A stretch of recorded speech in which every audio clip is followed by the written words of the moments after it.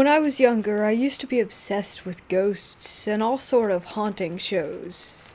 Now, I'd never particularly had a reason to believe that my house was haunted, but one day my brother came home claiming to have found $10 out of nowhere. I'll never know for sure if he was just messing with me, but after curiosity got a hold, I asked him where he really got the money from. Stupid me assumed maybe a friend? Perhaps he stole it from my parents' wallet? My parents never claimed to have been missing any money, however, something they definitely would have voiced being distraught about had they noticed that we had taken their cash. The story he gave me was that a young girl, maybe about the age of 7, had followed him onto the school bus that afternoon. He had never met this girl before, and had never seen her around at school, but she decided to sit in the seat right in front of him. After riding the bus for a while, she started to talk to him. Nobody else could see her, according to him, and the other kids were giving him weird looks. Eventually, she handed him $10 with a note, and then subsequently got off the bus at the next stop. I immediately assumed that he was lying and laughed, of course. I asked him to show me the note, which he promptly retrieved from his room and passed me a tiny piece of paper. A shiver ran down my spine, as the note wasn't in his handwriting. It read, "I'll help you, but only this time," which I believe was in response to the fact that my brother was begging my parents for a Zelda charm bracelet for months, which they refused to buy him. Given that he had $10 now, he could just buy it himself, though. Of course, I was extremely intrigued by this, even if it sounded absurd. I suggested we make a makeshift Ouija board to see if we could contact anyone. So we wrote the alphabet on a piece of paper and grabbed a necklace to hover above the DIY board. My brother was interested too, so he decided it could be fun. Mind you, I was in 6th grade and he was in the 4th at the time, so any sort of movement from the necklace caught our attention and we immediately thought that it was a ghost. After asking a few questions, the necklace began to move and shake. Either my brother was really good at tricking me by slowly sliding the necklace across the board, or it really was something paranormal. We were able to get a name. Kate. After asking dumb things like, "Did you watch me complete the Shadow Temple in Ocarina of Time?" and getting a yes, me and my brother decided to stop for the night after starting to get creeped out. We never said goodbye before ending. Eventually, playing with the board would be a daily occurrence. We thought we'd made a friend, and truly believed that someone was talking to us. Me and my brother decided to take things a step further and try to record something. So we both got our tablets, placed them in front of our TV, and hit record. The first thing I asked was, if someone was here, move something in the room. There was nothing. Okay, well, maybe the ghost is shy? We decided to repeat the same question, but this time we said that we would leave the room and give it a minute. We went downstairs for 5 minutes, and when we got back up, our tablets had both fallen to the floor and stopped recording. Coincidence? I mean, things fall, especially when you're not careful at placing them. So we brushed it off. In December of 6th grade, though, things got really weird. I had started hearing voices in my head, claiming that they were the ghost I was talking to while playing the Ouija board. I got so scared one night that I had grabbed the Bible that one of my religious friends had gifted me, and would sleep with it. Eventually, I told my mom that there was a ghost telling me scary things. I won't get into detail, as some of it was a little graphic. She and my dad argued for a while about whether or not I was schizophrenic, and if I should see a therapist. So, out of fear, I never told them that I was hearing voices again, but I would space out often, talking and having conversations with this thing that I believed to be a ghost. Eventually, I forgot about the ghost, and we no longer talked. I will never know what that voice was, if I was genuinely insane, or if they were just intrusive thoughts. I was just glad for it finally to have stopped. Nothing necessarily paranormal has happened to me since, besides my TV turning on randomly in the middle of the night, or feeling that someone was pushing my legs with some sort of unknown force every once in a while. I sum it up to just be my imagination playing tricks on me now, but I do still have this looming feeling that ever since I've played with that Ouija board, I have some sort of spirit attached to me, following me. Not a bad one, but just a constant presence.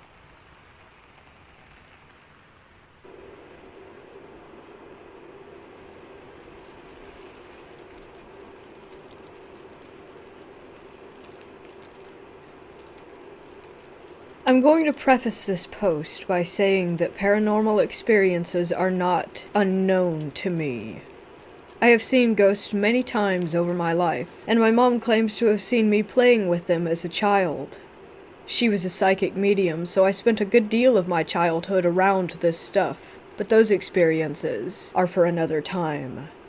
This is just to assure you that I have had experiences with the paranormal before, and that what I experienced I consider to be abnormal generally, as most of my experiences up until now have been positive, or at least neutral. This was a few years ago in my very early 20s. I'm in my mid to late 20s now. I haven't had any paranormal experiences since a little while after my mom passed away when I was a teenager. I was starting to think the things I had experienced didn't happen at all. General denial. One night, on a whim, while driving around a suburb near my house, I managed to convince my boyfriend to come with me to the local cemetery. I was going through a bit of an edgy phase and thought that going to a graveyard at night would be cool. This is a cemetery in a big city, and it's extremely large. I didn't believe in ghosts hanging around in a cemetery, so I thought that it would be fine. I believed that ghosts usually hung around the places that they died, or places where they had unfinished business, and that it was very unlikely that they would actually be in a graveyard. It was sometime in October, but not Halloween. We got to the cemetery around 11:30 p.m. We had our phones with us and were using them as torches. We hopped the fence to the cemetery and began to look at all the graves, pointing out the most interesting ones and kind of just messing around. The place was completely deserted, as cemeteries tend to be at that time of night. We walked further and further in and entered a part of the cemetery where the graves were quite a bit larger and much older. By now it had likely been around half an hour. As we were walking down the path, my boyfriend commented that there was a strange smell lingering around, which was extremely weird, as my boyfriend cannot smell at all. He lost his sense of smell due to a bunch of infections and other problems with his ears and sinuses as a kid. I couldn't smell anything, and I have an above average sense of smell, so we both just shrugged the experience off as just weird. Later on, I was looking at one of the graves when my boyfriend shook my shoulder and pointed at one of the largest graves a few meters into the distance. I'm terrible at knowing where people are pointing, but this time I spotted it right away. It was a little girl, I'd guess around 11 or 12 years old. She had very dark brown or black hair that looked well cared for and quite long. She was sitting on top of the grave, with her legs dangling over the edge. At first I saw her wearing a lacy white dress, like a nightgown that a rich girl might wear. It looked old, but I'm no expert, so I couldn't tell you exactly how old, but maybe the 1900s, early 1900s? I looked away to look at my boyfriend, and when I looked back, she was wearing a different dress. All I remember is that it was red, because at this point I was super scared. Something about the entire situation felt wrong to me. I felt extremely fearful, and due to the fact that ghosts were very normal for me, this was extremely unusual.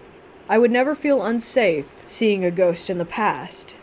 It was around this time that I noticed that the cemetery was eerily quiet. There were no sounds of bats, and there were a lot of fruit bats in that area. There were no other sounds of animals, and the air felt stale and stagnant. We just stood and stared at the little girl for what felt like an eternity, weirdly transfixed, and then we both ran for it up the path at full speed. I turned for a second to see if she was still there, and she was gone completely. It made me run faster, honestly, and the whole time we were both dead silent. When we got back to our car, we sat there for ages trying to work out what we had just witnessed. We were trying to rationalize it, but as we have both had paranormal experiences before, we knew it had to be a ghost.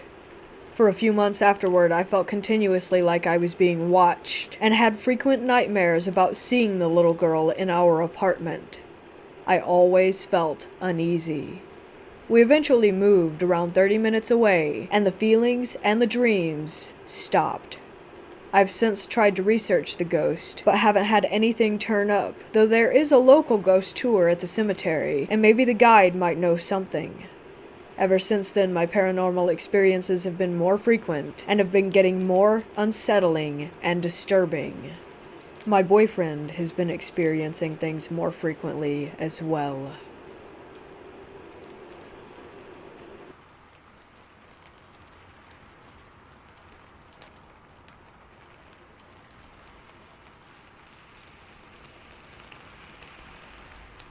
I have had 2 premonitions up to now. Both happened in 1992, a long time ago, but a year full of disasters in the Netherlands. In both dreams, I was standing in front of a window, observing the disaster unfolding. These dreams were also so vivid that I can still remember them in clear detail. The first one was that suddenly, I was in an office looking outside overlooking a chemical factory. I immediately knew that it was the Sindhu factory nearby. Suddenly, one of the reactor vessels exploded, setting the whole of the factory into flames. A few days later, on July 8, 1992, it did indeed happen. A trainee operator used the wrong recipe for the process. The reactor vessel overheated. The company brigade started cooling the vessel down, but to no avail. The vessel exploded. One of the valves was found 2 kilometers away. The 3 firemen died, and 11 other employees were injured, of which 1 had very severe burns. A few months later, at the end of September in 1992, suddenly I again had a vivid dream of standing in front of a window, this time at the Zilmer area in the southeast of Amsterdam. I saw military planes dropping bombs on a block of apartments. In the early evening of October 4th, 1992, an El Al cargo Boeing took off from Amsterdam Airport, heading to Tel Aviv. Just after takeoff, the captain notified traffic control that they had lost power in 2 engines and requested to return. What he didn't know was that he not only lost power in these engines, he physically lost the 2 engines. I think that they were actually the bombs that I thought I saw falling. The captain had very big troubles in controlling the airplane. He made some circles go up to the point that he could not hold the plane anymore, and it plunged almost nose down into the corner where 2 blocks of apartments met.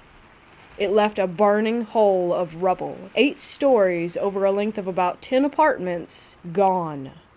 The death toll was 43, of which 4 were aboard the plane. I have since then not had these kinds of dreams anymore. Maybe because both disasters happened within a radius of less than 10 kilometers from where I lived back then.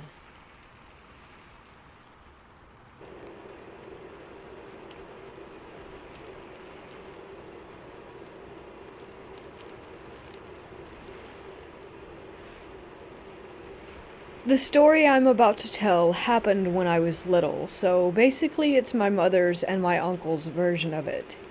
When I was 4 years old, I was really sick. I basically couldn't digest the food that I ate, so my body had no defenses. I even spent weeks in intensive care at the hospital. The thing is, nobody knew what was wrong with me. For a year, 3 different doctors were trying to figure out what was happening. They made me do a lot of tests, even for rare conditions, but they were always negative. My mom was completely desperate. In her own words, "You were gonna die before I could even figure out what was taking you away." One day, my mom was with me at my uncle's house. He's my dad's brother, and he lives with his wife and the mom of his wife, who was like a grandmother to me. So this old woman told my mom that she was beginning to think that I was possessed by a spirit. I live in a place with a lot of esoteric beliefs and traditions, especially followed by the old people. She asked my mother if she remembered going to the cemetery while she was pregnant with me. At that moment, my mother remembered that she had gone to bring flowers to her father's grave on the day of All Saints. There's a legend here that if you go to the cemetery while you're pregnant or with a newborn baby, the spirits will try to possess it so that they can get to live again. My mom and uncle threw me into the car to take me to a church known for such cases. They said that I was screaming and crying the whole way in the back of the car. Let me get out. I don't want to go there. I didn't even know where we were going or why, since they didn't tell me anything. My uncle was driving and suddenly we hit a traffic jam. He tried to slow down the car and then he realized that the brakes weren't responding. He kept stepping on the brakes without the car responding until we were about to hit the car that was standing right in front of us. All of this happened in a matter of seconds. Then the car stopped completely, just inches away from colliding. When we were sitting still, the strangest thing of the trip happened. They both felt as if several people from the outside of the car were pushing the car, shaking it to one side and the other. I was still screaming. Long story short, we arrived to the church. I didn't want to come in, but I finally did. I was crying all the time. When we got out, I was in a much better mood. My mom bought me donuts on our way to the car. I ate one and then puked, but it was as if I had puked up something with sandy texture. Something completely dry. My uncle stopped the car and got me out in case I was going to keep getting sick. Suddenly, I did a strange sound. It was like a burp, but way too loud and deep sounding for a small 4-year-old kid.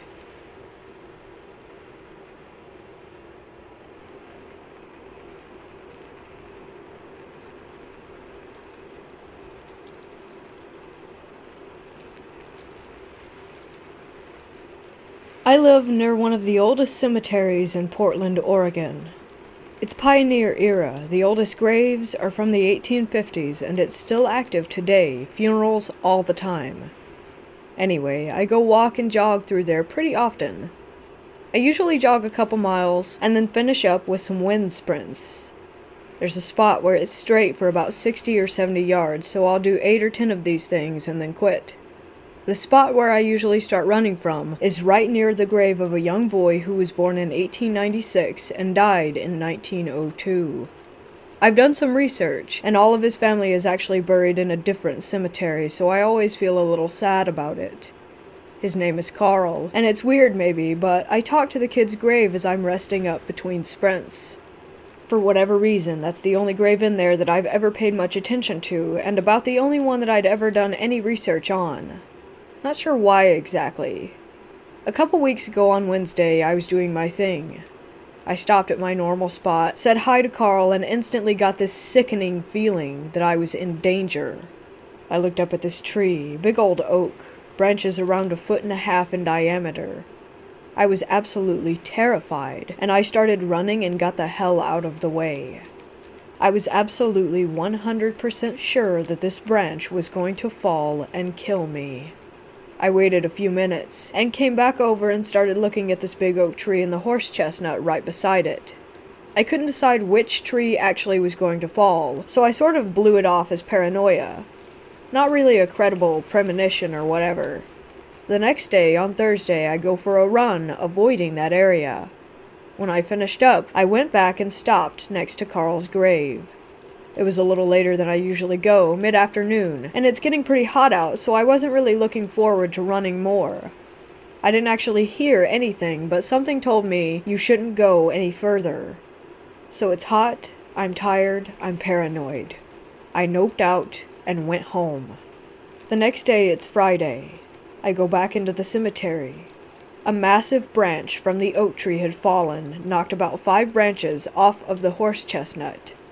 It all landed on Carl's grave and right on the part of the path that I usually jog on. Some parks workers were already cutting the trees up to clear the way. I asked one guy when it had fallen, and he said it had happened sometime on Thursday afternoon.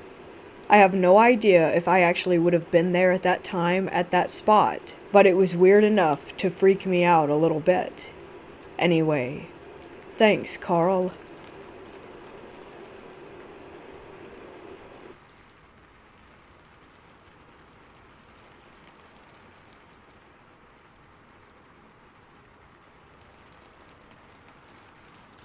This is by far the spookiest experience my family and I have had regarding the paranormal. I'm currently living in Australia, and this all started when I moved into my current house around 3 years ago. In my culture, we believe that whenever a family moves into a new home, a priest should come to perform various prayers to bless the house. However, when my mom bought the house, we immediately went on holiday for 3 months, so we were unable to perform the rituals.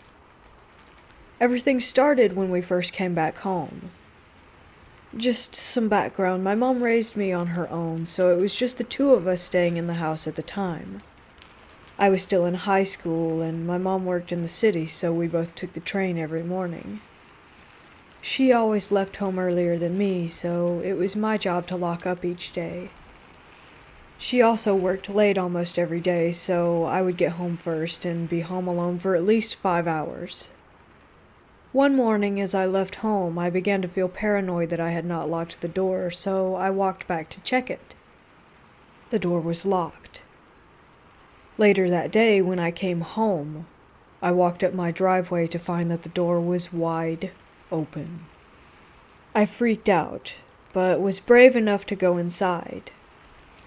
Our kitchen is pretty close to the entrance, so I grabbed a knife and searched the entire house. There was no one there. I decided to not tell my mom because she was really stressed with work and I didn't want her to freak out too. Over the next few days, another strange thing started to happen. Our garage door would randomly open whenever we were home. My mom was kind of scared, but then we thought maybe our neighbor's garage remote functioned at the same frequency or something and it was activating our door too, so we dismissed it. It had been about 2 months since we were living in our new house and everything seemed to be normal again. Until one day when I was awoken in the middle of the night by my mom. She looked super scared and asked me if I had come into her room to wake her up. I said no, I was half asleep and had no idea what she was rambling on about. She didn't believe me and made me swear that I hadn't. I always play scare pranks on my family, so that was why. I swore I didn't and asked her what was up. She is a super light sleeper, and so while she was sleeping, she heard someone prop her door open. She looked up and saw the figure of a boy and thought it was me. She asked it, "What's wrong?" and blinked. There was nothing there, and her door was still open. She called my name a few times and there was no response, hence why she came to my room. I have to admit, given the stuff happening with the doors, I was kinda scared, but I convinced my mom that she was imagining things and she went back to sleep. Ever since that night, and up to this day, my mom still sleeps with her door open and the living room light on. And I do not blame her after what happened next. 2 weeks after this incident occurred, my mom's best friend and her son and daughter, who were both around my age, came over from our homeland, Malaysia, to visit us. I was really excited as I have always been close to them. One thing you should know about my aunt. She's had many experiences growing up with the paranormal, and so she is super afraid of ghosts. For this reason, me and her kids always used to play pranks on her.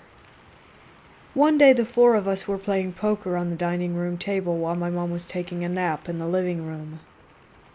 Suddenly my mom rushes out of the living room, her eyes wide open, and she looked terrified. She asked who had woken her up from her nap. The 4 of us were dumbfounded, as we had just been playing cards the entire time. She then told us that she felt someone tap her shoulder while she was asleep.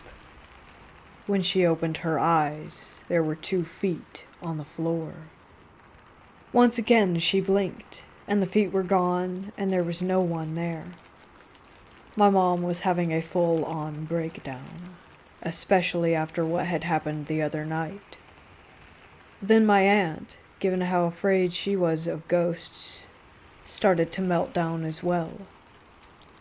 I didn't want her holiday to be ruined, So I managed to convince them that my mom was probably in the middle of a dream, so when she woke up, she was most likely hallucinating. Yeah, I know, it sounds stupid, but hey, it worked. But then the next day, something else happened. My mom had gone to the shops to get groceries. The kids and I were playing video games in the living room, while their mom was having a shower. Suddenly we hear the bathroom door burst open, and out runs my aunt wrapped in her towel. She screamed at us, telling us to stop trying to scare her, and that it wasn't funny. The three of us were extremely confused, and her daughter asked her what had happened.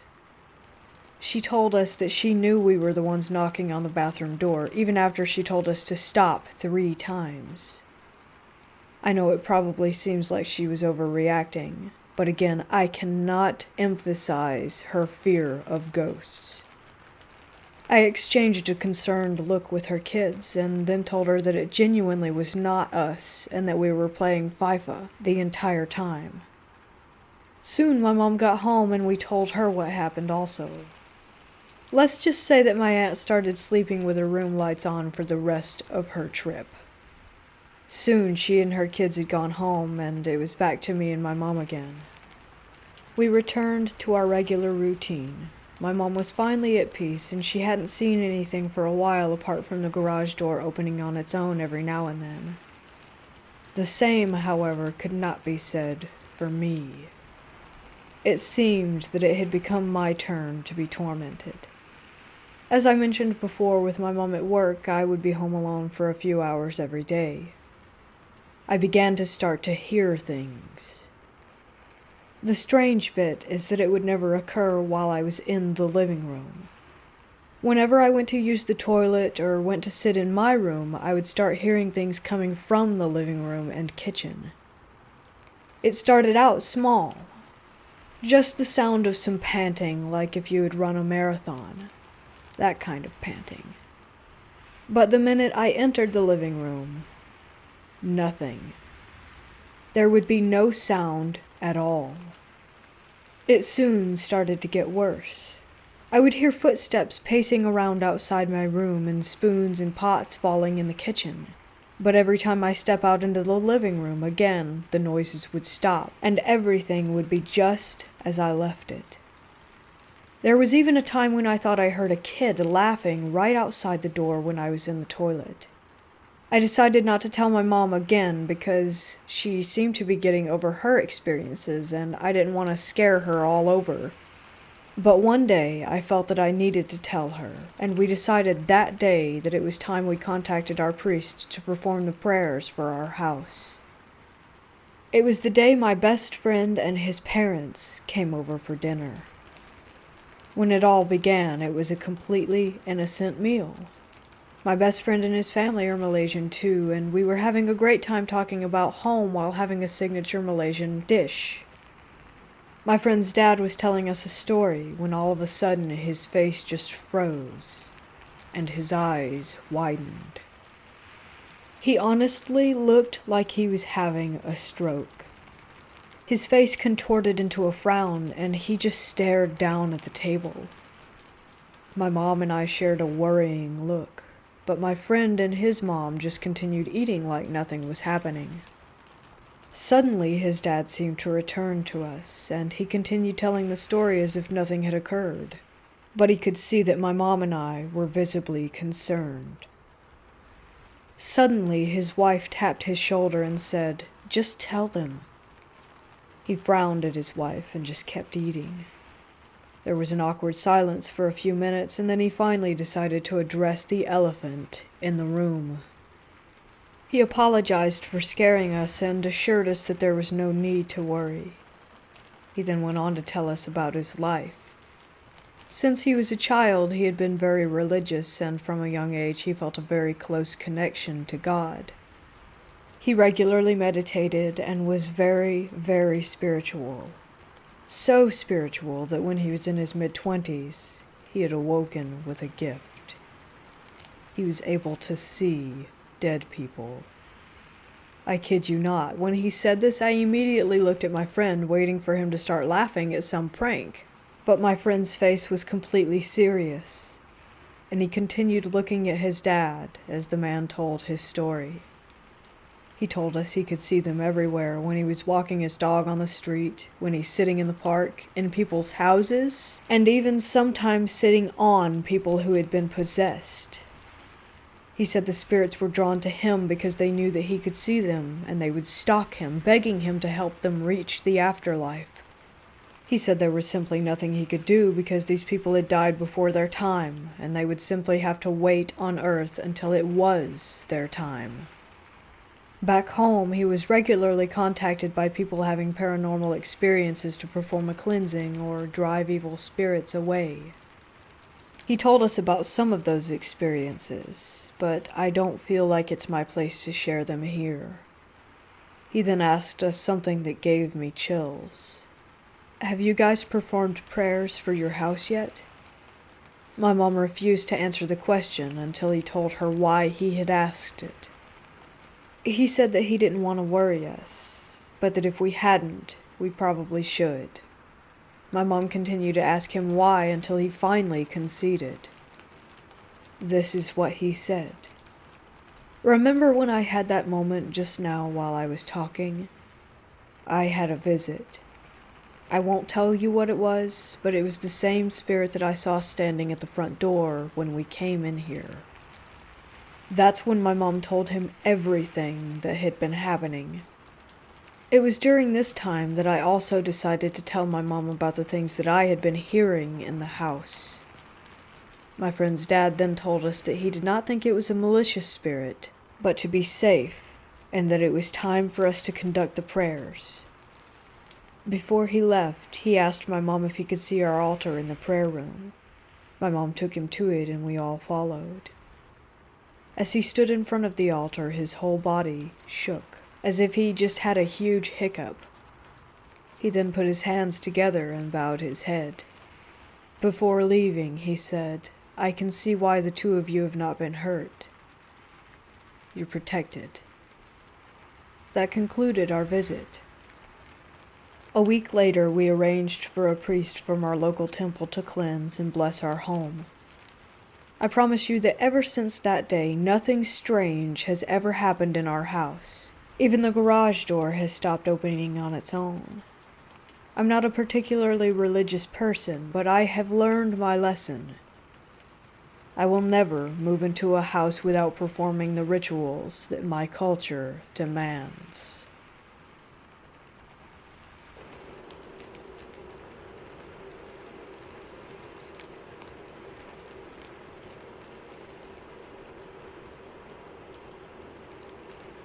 I've always had some kind of interest in the paranormal. As someone who grew up in a religious household but has always struggled with the concept of faith, I think what's always drawn me to it is the idea of proof. Proof of something beyond this life. Proof that death isn't the end. So I guess that's what set me up for this experience. This was 4-ish years ago on an October night. This happened with 2 friends of mine who I'll call Jim and Lisa. I've known Jim since 2nd grade, and Lisa since high school. Lisa and I went to the same college for a bit, and we had a mutual interest in the paranormal. Given the time of year that it was, close to Halloween, we decided to go and do some ghost hunting of our own. I called up Jim, who also had some interest, and planned to meet up and drive to a local cemetery not far from where we were. So this place definitely has the spooky factor to it. It's on a residential road, but the section the cemetery is in is really wooded and separated from everything. It's set back on a hill, and carved into the hillside right up against the road are the keeps that they used to lay bodies out in when the ground was too frozen to do burials back in the day. Jim and I had scoped this place out during the summer during the day because it was close to where he lived, so I kinda knew the layout. We all met up and parked next to it. I had brought a voice recorder from school. I worked at the school radio station, so it was fairly nice. We started walking around and asked some innocuous questions. Lisa claimed to be sensitive, which I'm skeptical of, but that will come into play a little later. As we were walking around, kind of creeped out, we walked toward the back of the cemetery. It goes fairly far back, so we were poking around reading stones with flashlights when Lisa and I could swear that we heard someone walking around near the middle of the cemetery. All three of us were together near the back, and there was 1000% not anyone else out there. Could it have been some college kids hyping themselves up? Maybe. It's hard for me to really confirm with hindsight whether we were being overly imaginative, but we were pretty sketched out. After about 15 to 20 minutes, we figured that we should pack it up. Lisa and I were kind of freaked out still because we were fairly convinced that something was walking around near the center of those headstones. She also kept saying that she felt like something was compelling us to leave, and that we weren't welcome. Jem was kind of indifferent and wasn't really noticing anything super crazy, so we started making our way down the hill. This is when a weird thing happened. As we were walking down the hill, I heard a stone skip past me as if someone had kicked or thrown it. I figured that it was just Jem, as he's apt to do that sort of thing. But as I looked and was about to say something to him, he was about 10 feet to my left. He definitely didn't kick anything at me. The weirdest stuff that we found was on the recorder when we got back. I want to make this clear, this was not a super windy night. There was a light breeze at best. But the recorder sounded like it was windy as hell because we caught a ton of what I call interference. It was really deep bass tones that sounded like the microphone on the recorder were being overloaded. The creepy part was that there were times where there was a rhythmic quality to it, like something was speaking but couldn't get through fully. I'd say it sounds like when someone's talking in another room with the door shut, where you can hear the noise, but not much in the way of actual words. I did get it on the other investigations with this recorder, but never at that level. So while it's possible that it could have been an issue with the recorder, I'm not entirely sure. We also got some really direct, creepy EVPs. Toward the end of our time there, you can hear me on the recorder saying, "Hey guys, we should go," in reference to the creepy walking sounds from the middle of the cemetery. During the discussion from the three of us, there's a moan that's pretty audible that no one heard while we were there. It sounded like something was upset that we were leaving. This was reinforced by a minute later when Lisa asked, "Do you want us to leave or do you want us to stay?" And a voice pretty clearly answered, "Stay. I want you to stay," which was creepy enough to hear in general, but the whispery quality to it makes the hair raise up on the back of my neck. The epilogue to this is Lisa claimed that there was weird stuff happening all around her house the weekend after we went. Banging on the wall, noises in the other rooms. Full disclosure, Lisa does have a bit of history with mental illness, so I guess you might could chalk it up to that. The part that gives me pause is that we were talking about this at school one day and her sister called from the house complaining about all the weird crap that was happening. While I think her sister also has some sort of history, I think it's mostly anxiety-based, but I'm not 100% sure, honestly. I do find it a stretch that her sister would call and make a big deal out of it if stuff wasn't legitimately taking place. I only wish that I'd gone to the house and experienced whatever it was firsthand just to see for myself.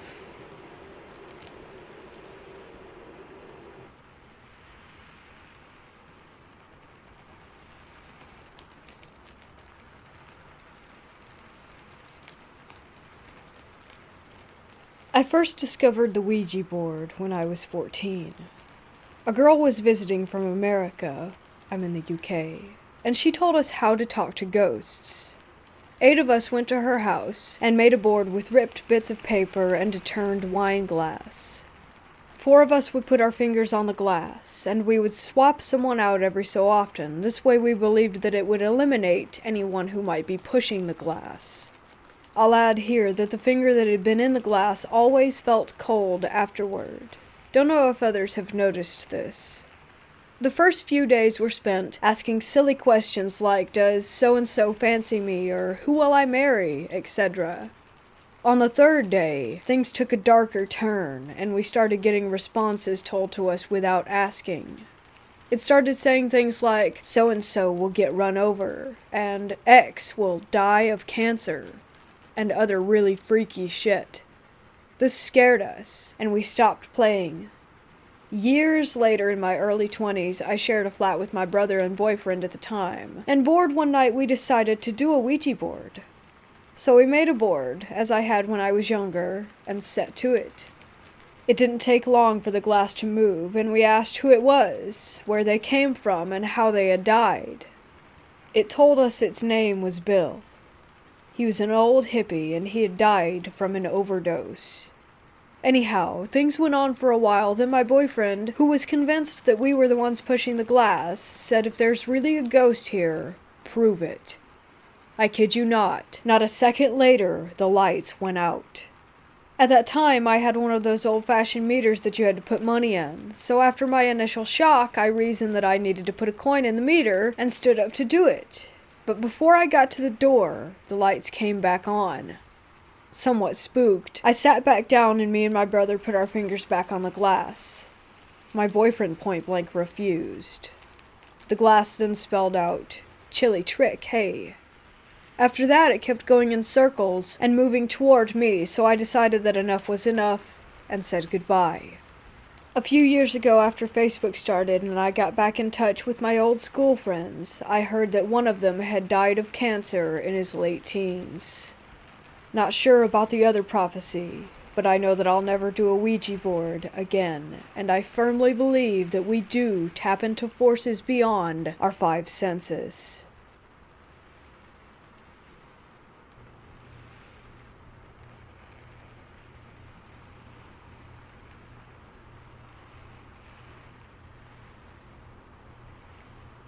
I would like to share my recent experience. This is absolutely true and in no way fabricated. I have been shaken up immensely and my perspective on reality has definitely changed. I live in India and my family is Protestant Christian. My upbringing and the things taught to me in terms of faith have included an aspect of the supernatural and the spiritual. Though it was always told to me that demons and spirits of darkness exist, I was always a skeptic. I believed in proof, evidence, and logic. In my opinion, exorcisms were staged and everything about it was fake, until I had what seems to be my own personal experience with the demonic. This happened about a week ago. I was on my bed, playing a racing game on my phone at 2 a.m. The lights were off, and the only light was that of my phone. I usually put my AirPods on and keep my volume on full as I enjoyed the loud engine revving sounds of the game.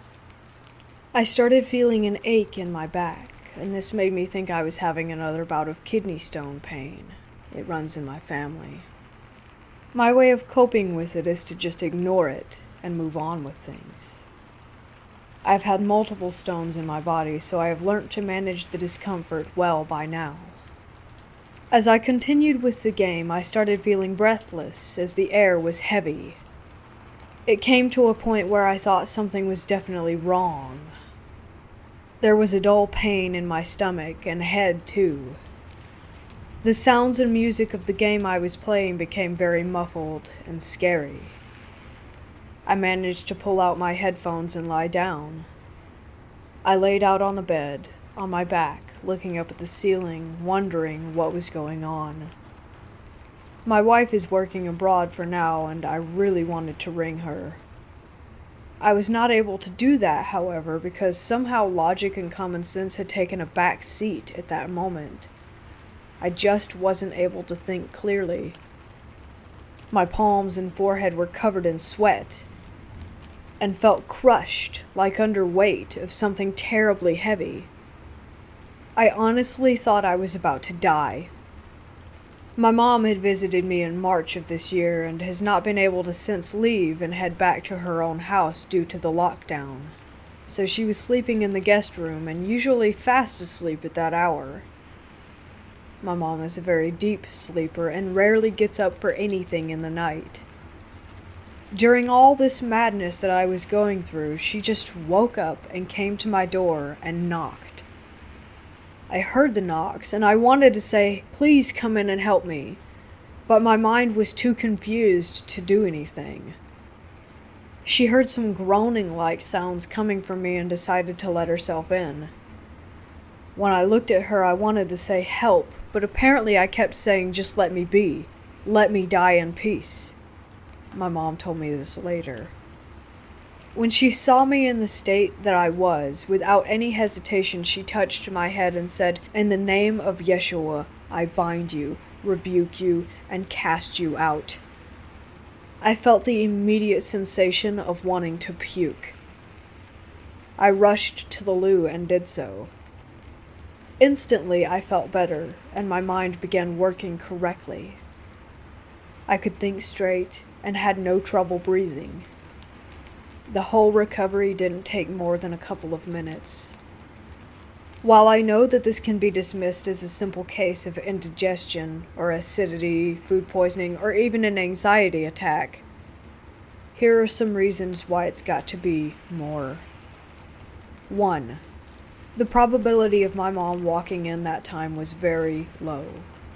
Later, when I asked her why she came in at that hour, she simply said, "Because I felt like I should." Like a prompting in my spirit. 2. Why would I say things like, "Just let me die"? Any person in need of medical attention will cry for help rather than wanting to be left alone. 3.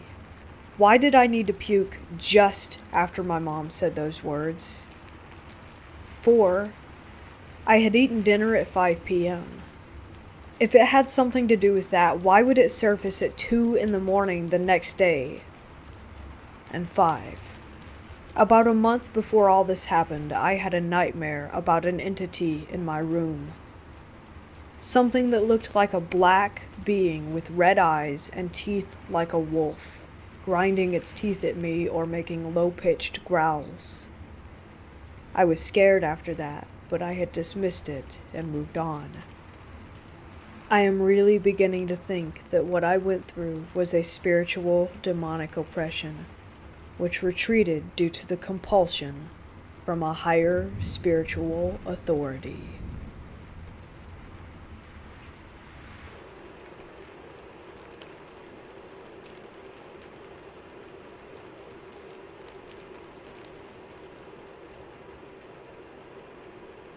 It was my last year of college, and after getting dumped by my first significant girlfriend the year before, I ended up involved with a woman who lived next door. It was not a healthy relationship for either of us, but I think we cared for each other despite not always being good to each other, and we somehow stayed involved for like a year. One morning, while we were brushing our teeth and getting ready for the day at her place, she mentioned a video assignment due in a couple of days. She grew up in a large city and was unfamiliar with the sleepy New England region that we went to college in, but she knew that I had gone to high school about an hour away and had family in the area, so she was hoping that I might be able to suggest somewhere interesting to get footage. I suggested that my parents were buried in a pretty cemetery near the high school in town, and that I hadn't stopped to pay my respects for a bit, so I'd be happy to drive her over there after classes. She liked the idea, and we agreed to meet up in the afternoon, grab some dinner, and go by the graveyard so that she could take her footage. Only we kind of screwed up. It was probably late fall by that point, and the days were getting noticeably shorter. If I remember right, service was slow at the restaurant too.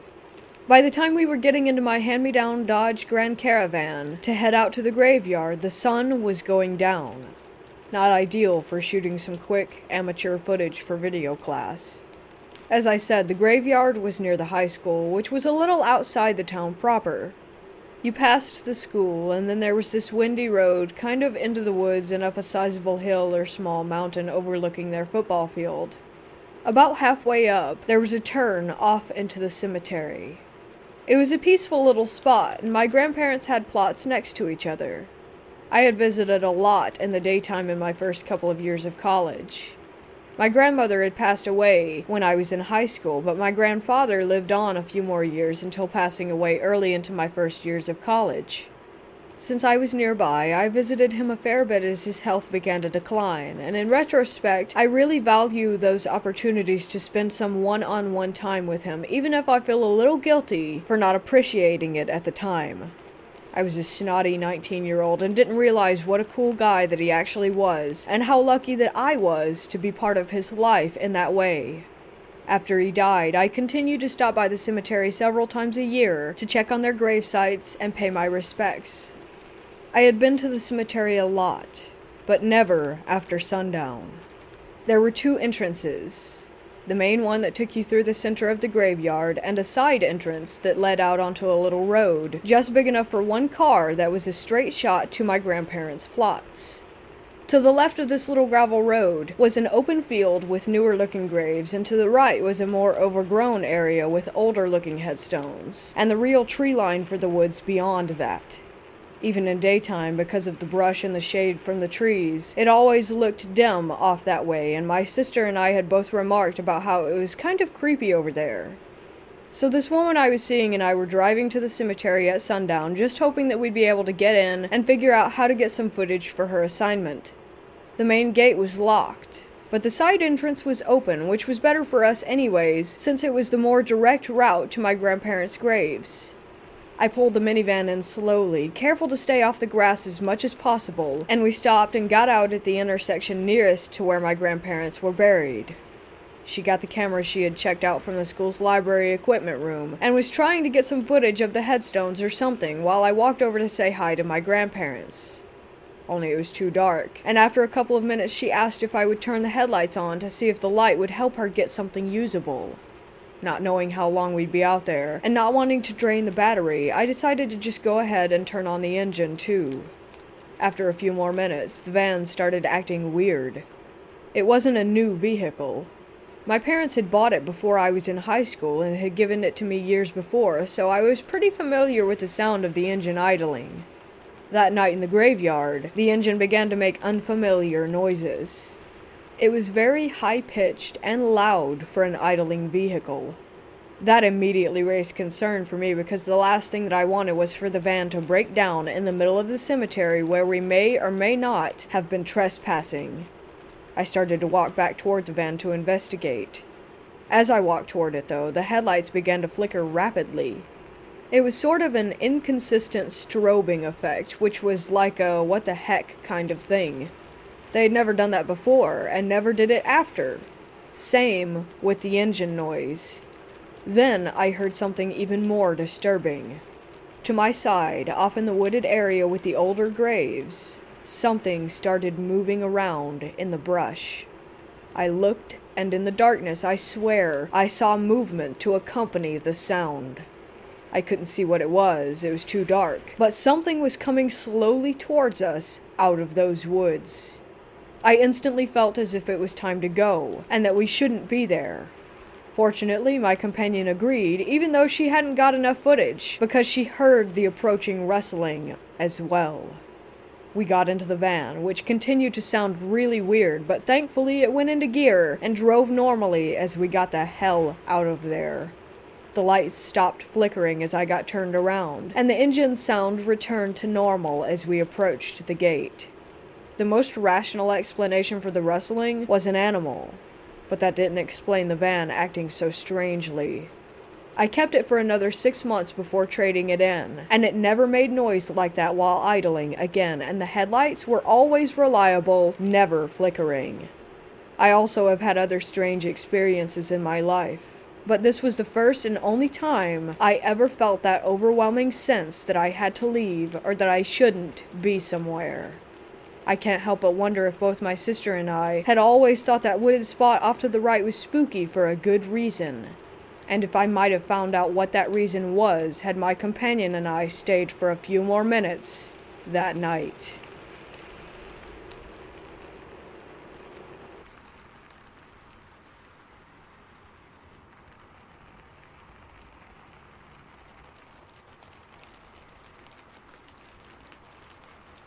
I'm going to tell about my experience, but for certain reasons I will not be naming anyone specifically. It was 2014. I was 13 years old at the time, and my great-grandmother was in a nursing home as her mental health had started to slip and as my great-aunt and uncle couldn't take care of her anymore. I remember the last time that I had seen her in person. It was a sunny January afternoon, and me, my parents, grandparents, and my aunt and uncle had decided to talk outside as opposed to the sad, depressing clinical interior of the nursing home. Despite my great-grandmother having memory issues, she recognized me right away and told me specifically hello.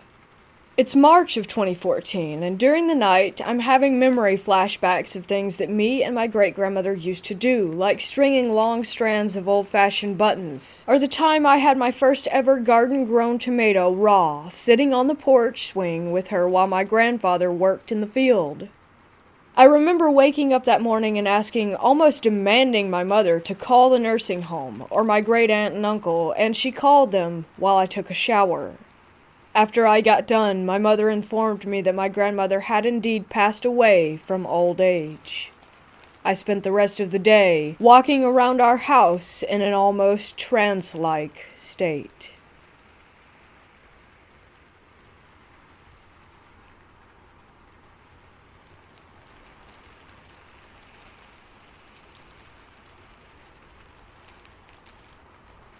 I was 15 when the first time anything paranormal happened to me at this boarding school. For a month, I would have sleep paralysis. The next month, it got 10 times worse. As well as sleep paralysis, I would feel someone or something patting my head. I would open my eyes, and no one was there.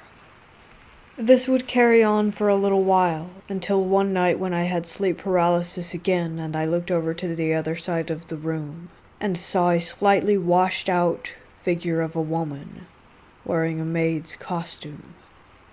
This happened for a couple more nights until I left that school.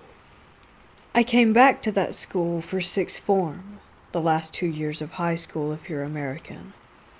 It all started up again when I was moved into that same dorm, but this time she followed me around the school. In the end, I prayed for her. However, she still follows me around when I wear a certain necklace to this day.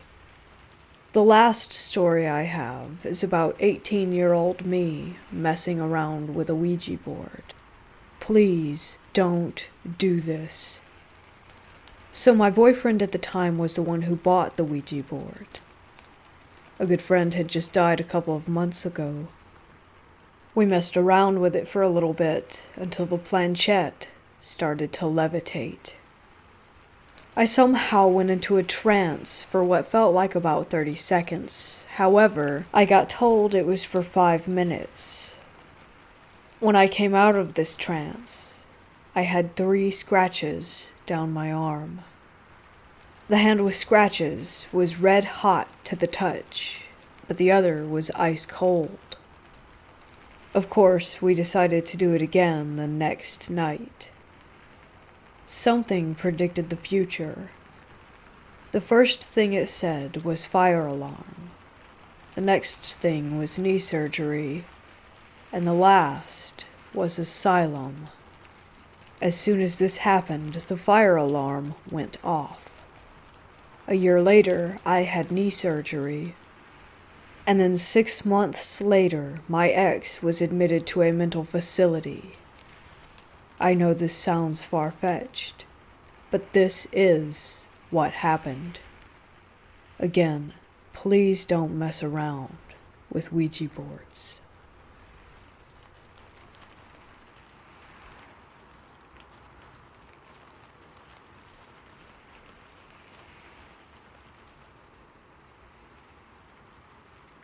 When I was a kid, I lived in a little one-story house with my dad, my older sister, and my stepmom.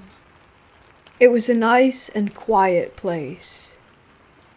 We had hardwood floors and there was a hallway leading from the living room into where the bedrooms were. It was a rather dark hallway which turned to the left and led to a guest bedroom and my parents' bedroom. The reason it was dark was because there was just a single dim light on the ceiling between the 2 bathrooms and the second bedroom, which was at the end of the hallway before it turned left. There was also an attic door right above the master bedroom's door. We never really opened it. It's weird, It just didn't feel like we had permission to, even though we did and could use it any time. I can recall one day after school I returned home to the house being empty. My sister was at a friend's house and my parents went out to try and surprise us with McDonald's before we came back home. I remember calling out my sister's name to see if she was home as well as my mom and dad's name, and no one responded. I went into my parents' bedroom where they had a computer. I sat down and started to turn it on, hoping to get a few minutes of gaming in before my parents came back. As I sat there, the room felt like it was getting darker, but I told myself that my eyes were just adjusting to the computer monitor in front of me. The computer which was taking a rather long time to boot up. Back then, I was maybe 10 years old. I looked around the room to see if my eyes would adjust, but it was still extremely dark even though the light was on, and it just seemed like they couldn't. It also started to feel colder and colder, and when I looked up again, the ceiling was completely black, and the darkness shrouded the light above me with a thick black haze. Immediately, I looked back at the computer to compose myself and tried to ignore it. I told myself I was just a kid that was creeped out for no reason. As I focused on the monitor, the room was cold and quiet. And suddenly, a woman's voice whispered shortly and sternly, my name. I could feel the wind on my ear and the pressure of someone holding my shoulder. I bolted out of the room, and moments later my dad came through the front door smiling and holding a kid's meal in his hand, asking me how my day at school went. I didn't tell him what had just happened. A little while passed, and my dad began having his own experiences in the house. Sometimes he would fall asleep watching his favorite TV shows on the sofa. In the middle of the night, when we had all fallen asleep, he would wake up and hear footsteps walking around the living room. He would also hear chains being dragged across the floor. At the time, we also had a dog. He said that our dog's head would follow the footsteps, and that was how he knew he wasn't just imagining it. The footsteps would lead into the kitchen, pausing for a moment before something dropped from the kitchen counter. Sometimes when one of us was alone in the house, we would hear little girls giggling and laughing in the bathroom at the end of the hall. I remember my dad talking to some of the adults in a serious tone. He said he could see the shadows of two people from underneath the door. He would open it after no reply, and there would be no one there. He would then notice that he was alone in the house. This was a common incident that many of us had experienced ourselves. My stepmom didn't like children, but she hid it very well from my dad. When he would leave for work, he would leave for 15 to 20-hour shifts. Sometimes she would put me in the basement and said if I couldn't behave myself like a person, I would be treated like an animal. The thing about being downstairs is that she would turn off the lights so that you would be downstairs and it would be completely black. It would feel like something was staring at me from the corner of the room. Something that was slowly creeping closer and closer to where I was sitting. Sometimes I would hear feet dragging in the distance, accompanied by tapping sounds similar to fingernails tapping on the concrete floor. This only happened soon after the sun had set and the basement was once again too dark to even see my hand waving in front of my face. As the sounds came closer and closer, I would hug my legs in a fetal position. At that point, I would sing a song from Anastasia, the one that my sister and I used to sing together, and hearing my voice made me feel less alone in that situation. Even as I felt the air thicken and the feeling of something weighing in next to me, waiting for me to open my eyes and take a look. Each time that I did manage to open my eyes in an attempt to see what it would still be so dark that I didn't know if something was there or not. I learned how to toughen up and deal with that thing by treating it like a bully. Just don't let it get to you. Don't let it bother you, I would tell myself. But the utter relief of the light turning on and being allowed to come back upstairs and watching my dad pull into the driveway was the best feeling in the world. Another one of my stepmom's favorite punishments would once again be in the basement. She would have my sister and I fold the clothes from the laundry machine. She would later tell one of us to go upstairs and then proceed to throw all of the clothes on the ground, and then tell us to fold it again by ourselves. Downstairs, my sister and I knew that something was not right. The room had a TV and a small, dusty sofa. The door would always be open, and it felt like someone or something wanted you to come inside. It was almost magnetic. At times, we would have to go into the basement room whenever my stepmom had her friends over. We had to be quiet downstairs without a peep, or else she would get upset. Due to the giggling ghosts who were upstairs, we always seemed to get the blame, and were punished according to her mood. When I turned 12 or so, 2 of my dad's brothers moved into the house with us. One of my uncles slept in the guest bedroom, while their other uncle slept in the basement room. Sometimes we would go down there to see if he was hungry. When we entered the room, my uncle would be laying on the sofa with his eyes open, not blinking, and unresponsive. This would go on for a good hour or so. My dad said there wasn't anything downstairs, but he rarely went down there at all. My uncle said that there was something evil, and that it was trying to get into his body.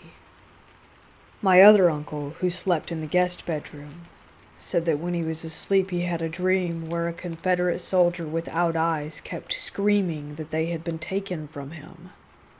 He woke to see a floating blob of light right in front of his face. I remember one night as my sister and I were falling asleep, my dad kept yelling down the hall from the living room for us to stop talking and get some rest. He said it a few more times before my sister and I said we weren't talking. He then turned off the hallway light and said goodnight. Moments later, I opened my eyes, and behind our bedroom door was a little girl in old pajamas. She had long black hair and nearly blended in with the shadows. I stared at her and then covered my head with my blanket. Later on, 2 of my cousins moved in after my uncles moved out.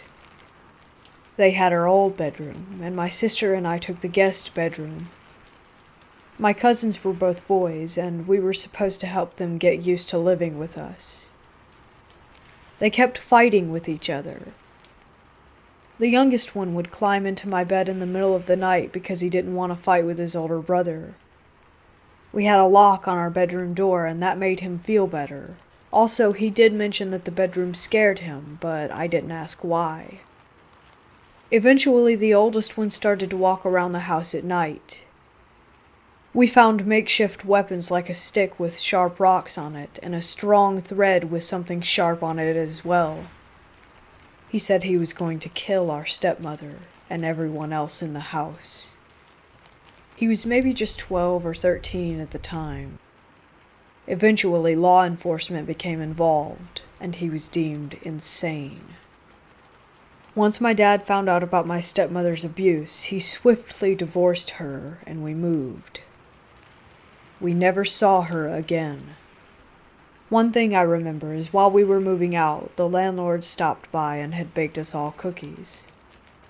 My dad asked them if anyone had died in the house. The landlords were shocked and said, "Yeah, there was an older lady who died from depression upstairs in the attic." They then asked my dad how he knew. He told them about our experiences. They also mentioned that the house was built on an old battleground. To this day, sometimes I drive past the house and think about knocking on the tenant's door.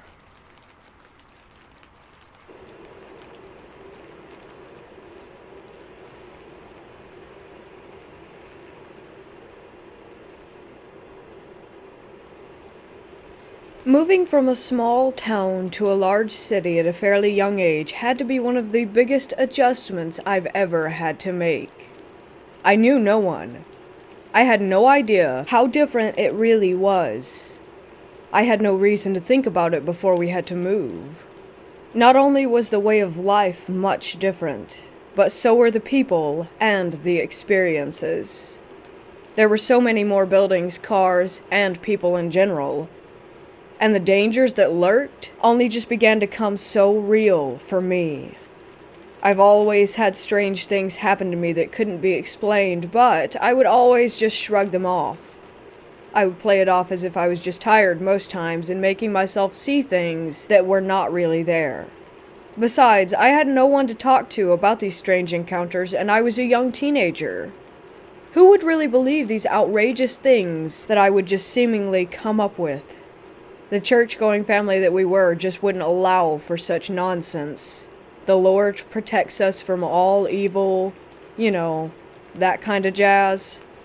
On moving to the city, I eventually got settled after some time of rebelling. I was your normal, typical teenager, and I was angry because I felt like I had been made to leave my friends behind. I got into a lot of trouble and fell into all the wrong crowds. The whole stereotypes that people have of teenagers. I seemed to allow myself to live up to that stereotypical standard. I knew that what I was doing was wrong, but I didn't care. I found myself in some sticky situations that finally led me to a friend that showed me that what I was doing wasn't getting me anywhere with my life. For this story, we'll call him Bob. Bob was an older man. He was, I would say, at least 12 years older than I was. I was 13 at the time that we met. He had moved in downstairs from us with a friend of his that my parents knew. We met while helping his friend move furniture out of his apartment to have his carpets cleaned. Fast forward some time and Bob and I became close friends. Yes, it was odd myself being friends with someone so much older than I was, but somehow it worked at the time. There was this cemetery that was up the street from our apartment complex. We would go there regularly to visit graves and help clean them and place flowers on those that were unmarked to show that someone still cared for these people. We would always go during the day. It was such a beautiful and peaceful place. There were many rose bushes, green grass, tall shrubs, and some really pretty water fountains spread out across this large piece of land. It was easy to just stroll around there all day and lose track of time completely. One day we came upon this one tall, mass grave that was unmarked. It was so old that the headstone was crumbling, and the lot that it was on was caving in and had a hole about a foot or so deep just underneath the concrete slab. We were both curious about it and would visit the grave a few times this one week. We weren't sure what it was about this grave that drew us back to it each time, but we visited this person quite often. I can recall this time that we had gone later in the day. It was just an hour or so until it got dark. We were never there when it was dark because they locked the gates, and if they found you there after a certain time, they would kick you out. But they never saw us or bothered to tell us to leave. We were, of course, at this unmarked grave once again. Nighttime had finally fallen, and it was pretty dark. There were a few lights in the cemetery, but it was just a soft glow that filled the area we happened to be at. Bob and I wandered around that unmarked grave and were admiring the other headstones around it. We just couldn't believe how old that they actually were. We ended up circling back, getting ready to head home. We walked back past the unmarked grave to say goodbye. I remember standing there on the side of the grave where the hole was. I was just thinking, how could they not fix this, and wondered how far down that it went. Being the curious idiot that I was, I kneeled down next to this hole and decided to stick my arm into it. It was so deep that you couldn't feel any kind of gravel or soil below. I guess Bob had just kept walking, so there I was with my hand in this hole below this concrete slab. I stood up and went to turn around to walk toward Bob. He was a ways off in the distance, but I could still see him. Before I could take a step, though, I felt like my body wasn't moving. It was as if someone had a huge hold on me. I couldn't move, and I couldn't speak. I was stuck. Bob finally notices me standing where he left me and starts yelling for me to come on, but there was no moving for me, and I felt this grip just getting tighter and tighter. It felt like forever watching as Bob made his way back in my direction, going on about how he wanted to get home, how it was late. He was standing in front of me and looked at me like I'd completely lost it. He had been talking to me and asking me questions, and I, of course, could not move or make a sound. He reaches out to grab me to pull me along, and I didn't budge. As we stood there, he kept talking to me, seemingly thinking that I was messing with him, and he was laughing. Tears began to roll down my face. All I could think about was, how am I going to get this thing to let me go? Did I make it mad? I just kept apologizing in my head, saying how sorry I was for disturbing them, and that if they let me go that I would never bother them again. I'm assuming that they must have known that I was sorry for what I did. I drop to the gravel, and I quickly bolt up and take off running. I ended up leaving Bob behind. He came knocking on my door the next day to ask what happened. I had no idea how to even explain what I had experienced. All I know is that I have never bothered that grave again.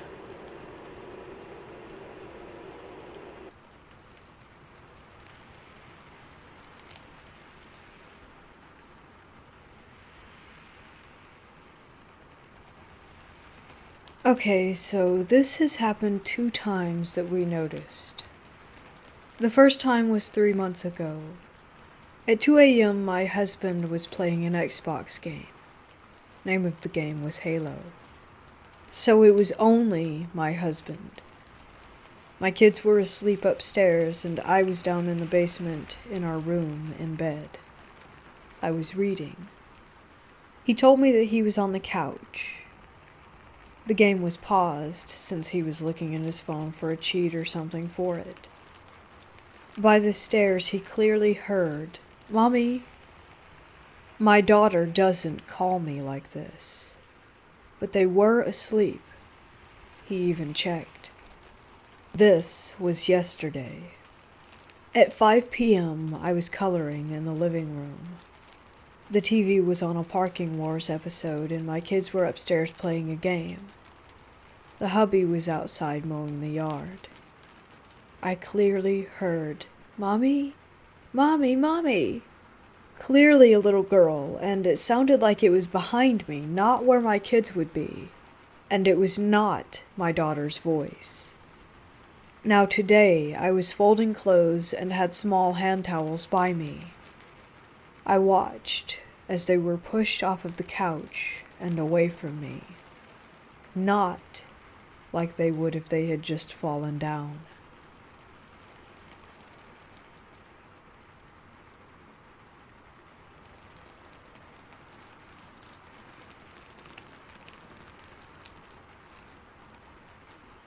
Honestly, I don't think I've ever experienced paranormal activity in terms of seeing something. But ever since I was a kid in my childhood home, I was really scared, almost traumatized of seeing something or hearing something in the dark at night. No specific reason for it. I would just stare at the door frame of my room, which was always opened at night, and wait for something to show. I never even liked horror movies, and even now at 21 I avoid them because I know they freak me out, so I don't believe that the fear came from the movies.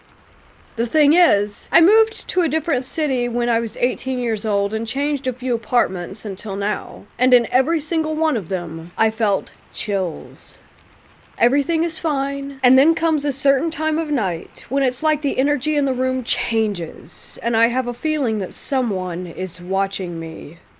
I always believed that if I could convince myself not to believe in spirits, or that the paranormal is real, then I can escape from that, and nothing weird will happen to me if I don't believe or give it attention. Am I right? But here we are. I started to think, what if the cold, watching feeling and fear I get every night is related to some childhood trauma that I might not remember? Fast forward to today. My boyfriend and I moved back to his parents' house after the lockdown. We have a separate upper apartment for ourselves, and no one but him ever lived there. We have spent so many months and nights here before, and really the apartment never gave me any chills. Until the last month or so.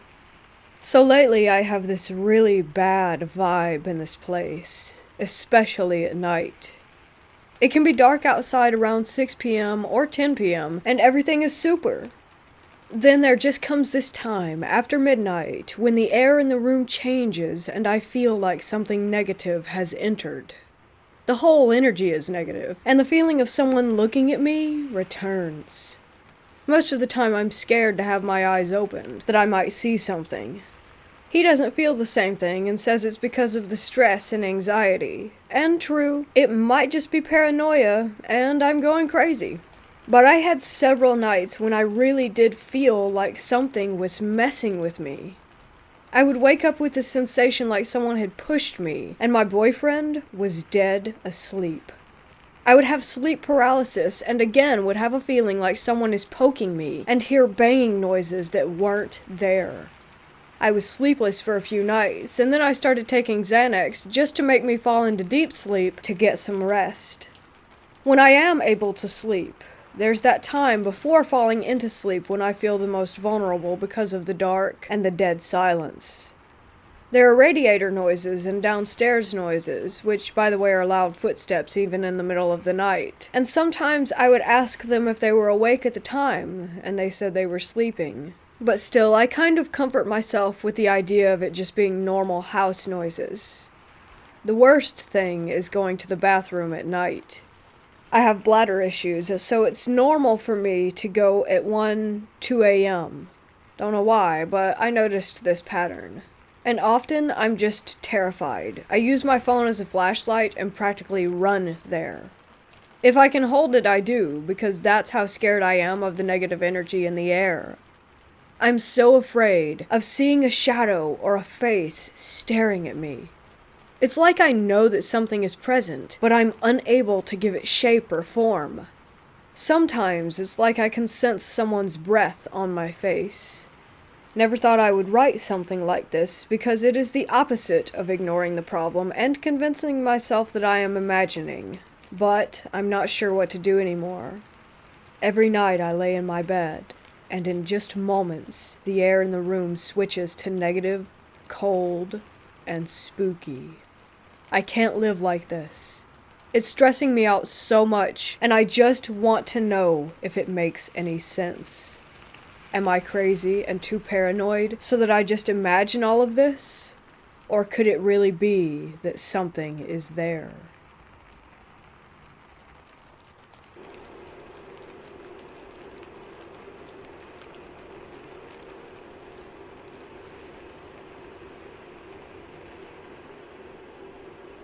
This was a pretty surreal experience for me, and the few people that I've told agreed that perhaps someone was watching over me and warning me.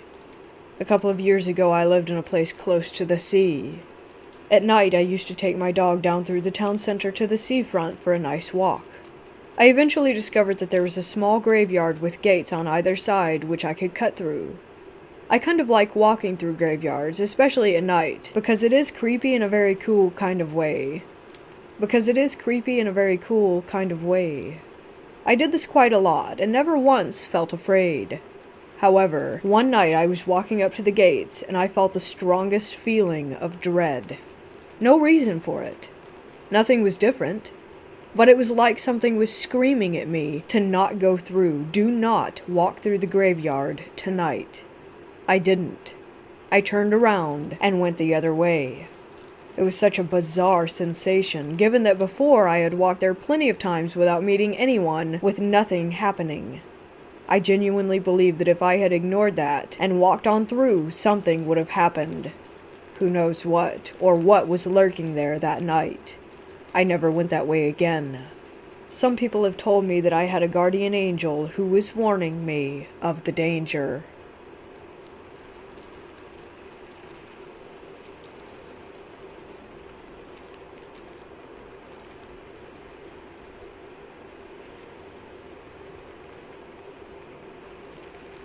A few years ago, I was on holiday in the south of France with my boyfriend, now fiancé, and his family. We stayed in a small village about half an hour inland. One afternoon, me and my boyfriend went for a walk around the village and came across a church cemetery, so we went in to have a look. It wasn't creepy or anything, as it was just daytime, and it was right in the middle of the village, and there were a few cars going past and several people walking around. The cemetery was interesting to us because it was different to a British one, as there were little tombs the size of a garden shed around the edge that were very old and had whole families buried inside. After walking around for a while, we walked up to one of the tombs that had no glass on the door and looked inside. You couldn't see anything odd in there. There was a cross on the wall and a vase that would have had flowers in it. But the smell and the atmosphere changed right outside that tomb. It made us both feel ill, like a sudden sense of dread overtook everything. The air seemed stale. We left quite swiftly, and I felt as if we were being followed after that until we left the cemetery and got back onto the pavement.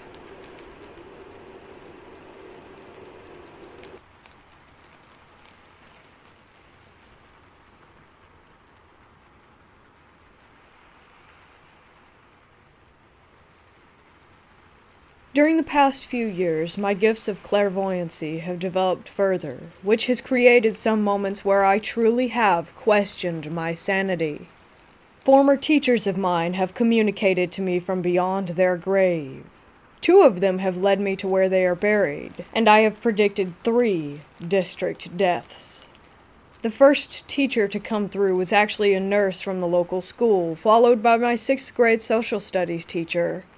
I was aware that the nurse had passed away in 2012, so I wasn't surprised when she came through. However, I was unaware of the second one passing, and immediately went into denial mode. Eventually, through clues via dreams and meditation, I was able to locate her final resting place. I went from being in denial to being absolutely speechless. I followed the clues that she gave me, and there I was, at her grave. It was at that moment that I realized that what I was dealing with was reality and that I was not losing my mind. The creepy thing is the numbers of her plot are the same as the numbers in the school district where she taught. As I was visiting her on March 1st, 2017, I had a flash or image prediction about another former teacher passing away, and they would be buried in the same cemetery. On March 6th, another one of my 6th grade teachers passed away, and a few days later they were buried in the same cemetery. The process repeated itself, and he led me to where he is buried. That isn't the only death or dreams, visions that I've had. I've had 2 others. One was in December of 2016, hours after the teacher passed away, and one was in June 2017, 6 months prior to her passing. There seems to be no time structure when it comes to dreams or visions, and the time of passing itself. It ranges in hours after to 6 months before. A couple of months ago I had another dream, and while nothing has happened as of yet, I am very concerned.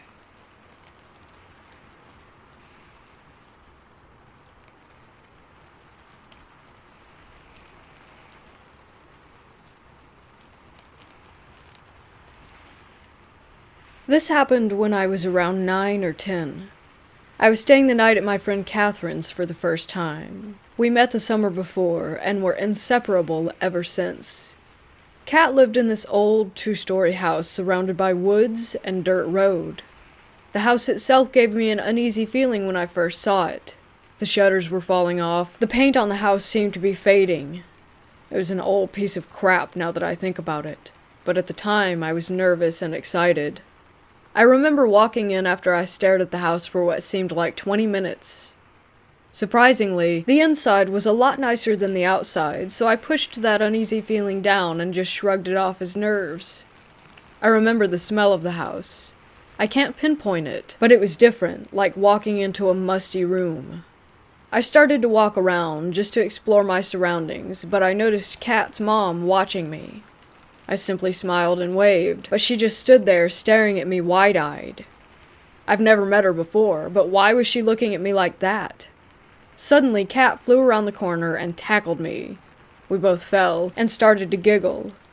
I noticed Kat's mom out of the corner of my eye start to turn around and walk off. She was gone, just like that. Fast forward a couple hours. Kat and I are laying on a beanbag in her room watching Children of the Corn, which, by the way, was one of my favorite movies at the time. I grew up watching horror movies, mostly Stephen King or any movie my mom was watching. Not her decision, mine, because I love the feeling that a good horror movie gives you. She felt the same way, and that's why we clicked so much. Back to the story. We were sitting here watching this movie, and suddenly the door opposite us slams closed. We both jumped, giggled, and brushed it off because, well, we were kids. Until the second time, when it creaked open and slammed again, not even seconds after the first time. Now I'm sitting there staring at this door, trying to figure out how in the hell it's opening and closing by itself.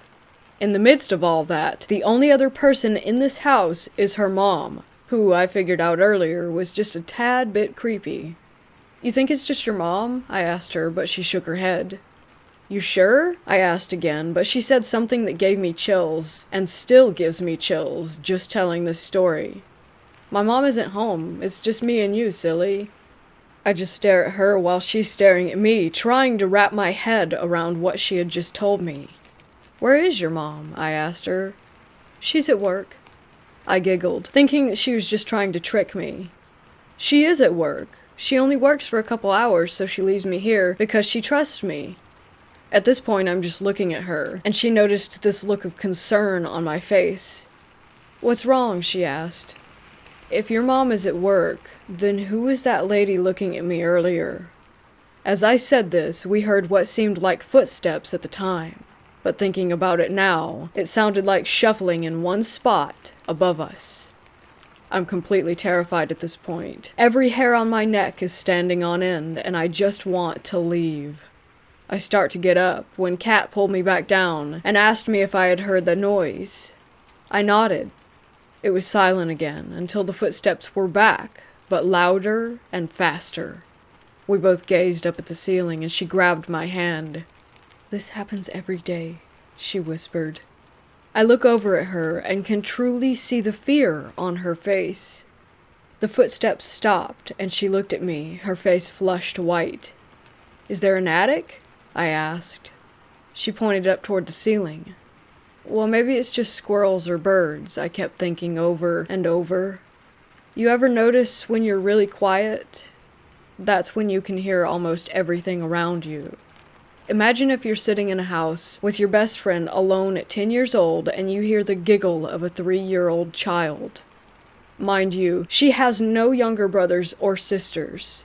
We were completely alone. Kat was just as scared as I was. I remember thinking that I just wanted to get out of the house.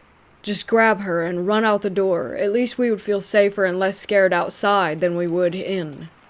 "Want to hear a story?" Kat asked, pulling my mind back to reality. I nodded. "Well, this house used to be a daycare. There was this lady that would watch the kids, and one day she just locked them in the attic and then hung herself from a rope in the kitchen. They all died because the kids were hungry and thirsty and no one found them for months. In this house." My heart started to pound. My eyes were wide with fear. "It's true," she said.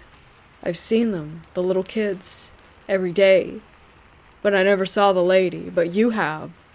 Earlier." After she told me this, I don't remember much else aside from running out the door of her room and making it outside that house. Kat followed, begging me to stay, but I just had to leave. My stomach felt like it was in knots. I felt like I had walked into a horror movie myself, and just wished that this day had never happened. Fast forward to years later. That was the last day that I had seen or heard from Kat.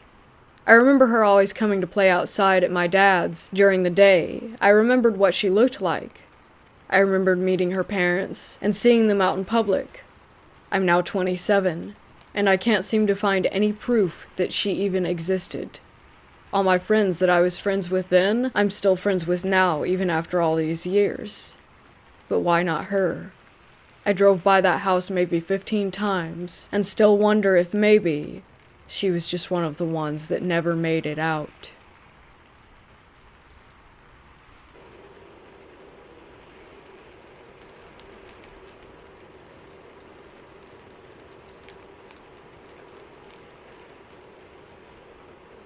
I always visit my son at the cemetery, usually at night.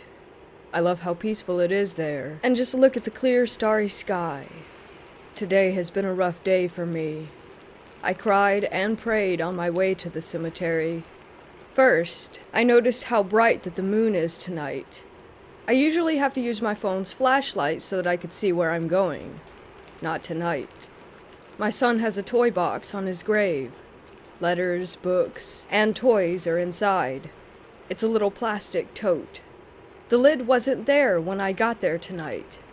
It was on the ground. Today's weather wasn't really nice. Everything must be wet, I thought. But no. The card and the letter that's sitting on the very top were dry. The teddy bear was dry.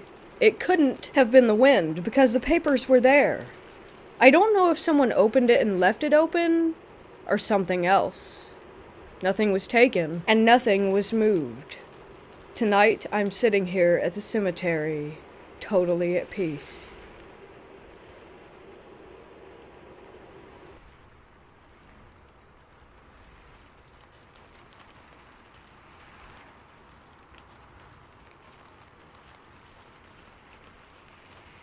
I'm going to start this out by giving some background on my mother. She's currently 58, a nurse, and a devoted Christian. Other than the occasional drink, she doesn't do anything to alter her mind. This story begins one day when my mom laid down for a nap. The way she described it, she wasn't asleep, but she began to see a video of sorts repeating in her head as soon as she closed her eyes. She saw a young teenage girl dressed in a schoolgirl outfit, floating away in a boat and waving. My mom could feel her emotions, her sadness and worry for her grandmother as she said goodbye. She could feel that this girl was going to a peaceful place. As well as this, she saw a calendar turn 3 times. This vision repeated itself once or twice, until my mother came to. She thought it was a vision of our family friend Shannon, but it didn't look quite like her. Later on, during the month of March, there was a shooting at a local rave. Shannon's younger sister was shot and killed. She was wearing the exact schoolgirl outfit that my mother saw her in during the vision. The fact that it happened in March means that the calendar was a warning of what was to come.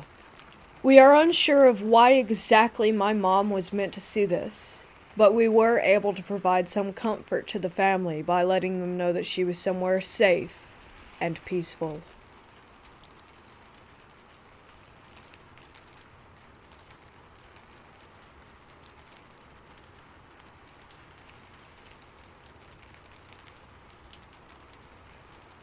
I live in England in a 2-story flat, and I have always believed in the paranormal. But my dad does not believe in any type of ghost or anything supernatural. I never thought that this flat was haunted. However, as I got older, I started to feel uncomfortable by myself, and I saw shadows downstairs out of the corner of my eye. Now, there is an attic directly above our 2nd floor, but there is no way for us to enter it, as you cannot access it from this flat. The only way to access this attic is by having a specific key that can open the attic, as it is council flats, which is above my neighbor's house. However, the attic above my flat is the only one which is blocked off, and there is no way to enter it. I have the last flat on the end of these 18 council flats. There are no neighbors above us, just the attic, which no one can access without that key, and they would still not be able to get above our flat. One night about 2 years ago, all of the family was in bed, and it was about 3 in the morning. All of a sudden, I heard something crash above. It was so loud that it woke all my family members up, and we all got up and stood on the landing together.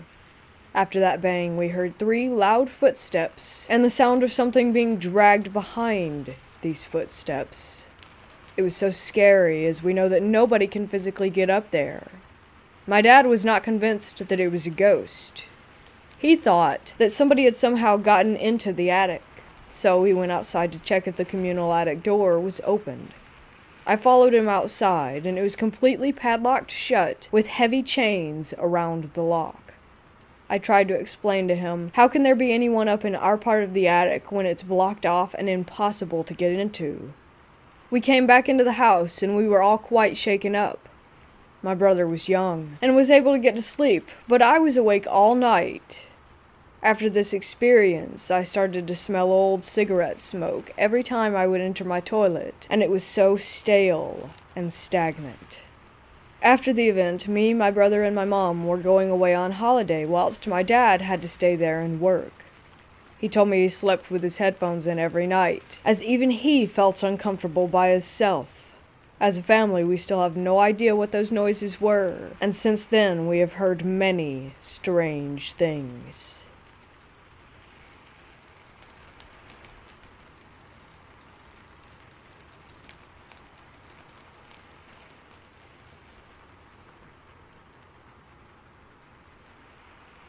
My mom and I moved into a house when I was in the 5th grade.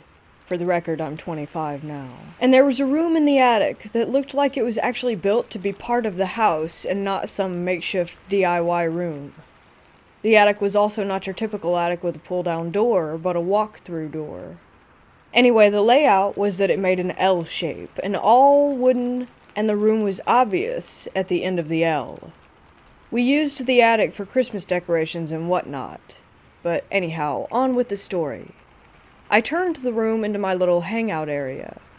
The only thing in there when we moved in was a wooden table with 4 chairs and then some weird bench that I hear was a bed, but it didn't look big enough. So me and my friends would always go in there to hang out, play games and whatnot. Well, one day I accidentally broke the table and was worried that my mom was going to be mad at me.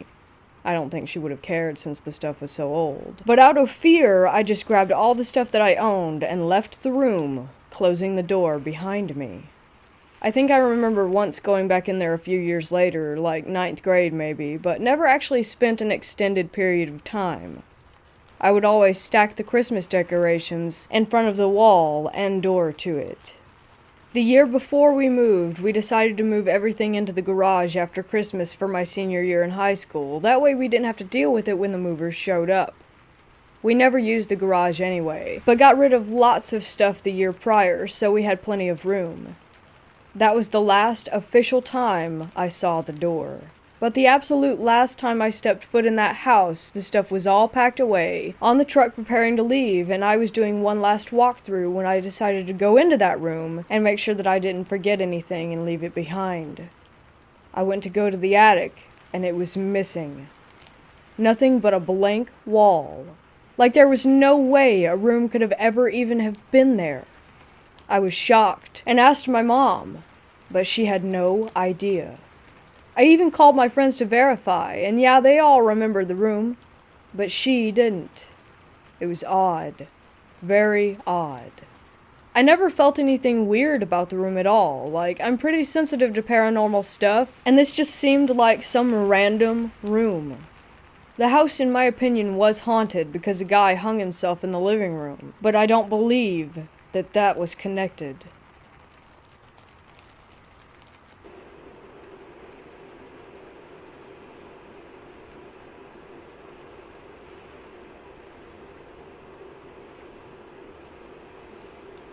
I was driving with my daughter from Atlanta to South Carolina, and we were about 30 minutes away from home. I was very familiar with the area because I've traveled there countless times. As we passed by a church, my daughter said, "Did you see that lady?" I'm like, "What lady?" She explained that there was a woman walking among the tombstones in the graveyard. I'm like, "Let me turn around and see." Now, I had gone just a minute or so down the road before I turned around so that I was sure to see her. As we got to the church, I slowed down, almost to the point of stopping, and there was no one. I turned around and actually stopped in front of the graveyard, and nobody was there. Now, this church was very isolated. There were no other houses for at least a mile or two. We didn't see any cars that might have been broken down, and there were woods to the back of the church. Like I said, I know this area, so we think that it was the spirit of a woman who was buried there. You have to ask yourself, why in the hell would a woman be walking around in a graveyard at 3 a.m. in the morning? No houses for miles, no disabled car. Very spooky. By the way, my daughter sees spirits, and she's an empath.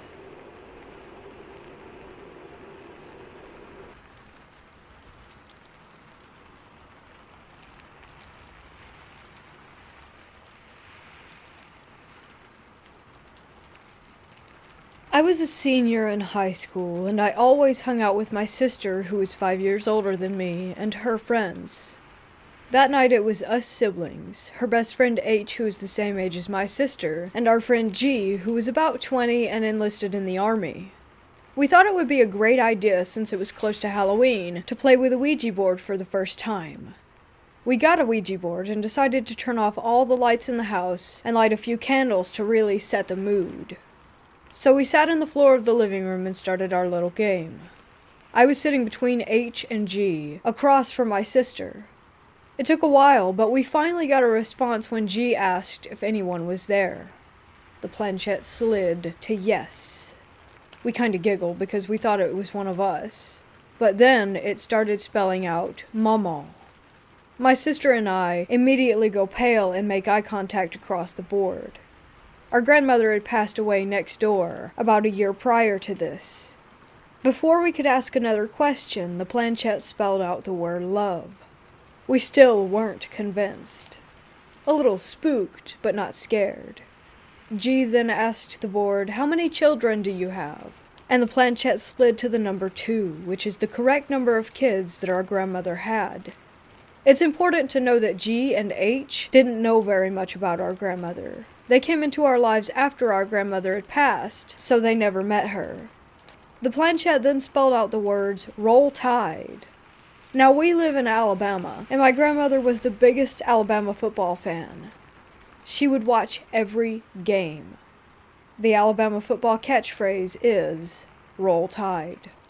My sister and I immediately begin crying because it just seems so unreal, and then the planchette starts moving again. This time it's sliding around and going to the word, "Goodbye." I ask, "Do you want us to stop playing?" And the planchette quickly slides to yes. My sister doesn't want to stop. She asks, "But why? We want to ask you more questions." And the planchette quickly moves across the board to spell out the word bad. That was more than enough for me. I felt like if this was my mama, and she was telling us to stop playing, maybe we should take her advice and quit while we were ahead. She said bad. Did that mean that something bad would happen? Or that doing that was bad, with the Ouija board? I don't want to find out. But after trying to convince my sister and friends, it did no good. The planchette keeps circling the board and going back to goodbye over and over again. Finally, everyone says goodbye because it's clear that nothing else was going to be discussed. But then, for some reason, I was talked into participating again. This time, when something answered us back, the planchette moved across the board even faster, but it was between 2 letters only. Z-O-Z-O-Z-O. And that's all it would say. I don't know what the others felt, because we really didn't talk about it much. But to me, it felt like the room became colder. It was then unanimous that we did decide to say goodbye. We were shaking. Whatever we had just spoken to didn't feel right. My sister and I decided to sleep in the same bed. I remember lying in bed and being huddled together and just looking around the room. Every sound made me jump. I swear, I could see dark humanoid figures all around. Maybe it was paranoia, but I definitely did not sleep at all that night. I kept thinking about how Mama or whatever was imitating her had said bad, like it was a warning. My sister ended up getting rid of the board shortly after. I'm not sure what she did with it. I know her and some other friends tried to play with it again in a very old graveyard near our house with graves that dated back to the 1800s. While they were playing, they heard what sounded like footsteps in the woods around the graveyard, and what sounded like scraping on one of the headstones. I don't plan on touching another Ouija board again.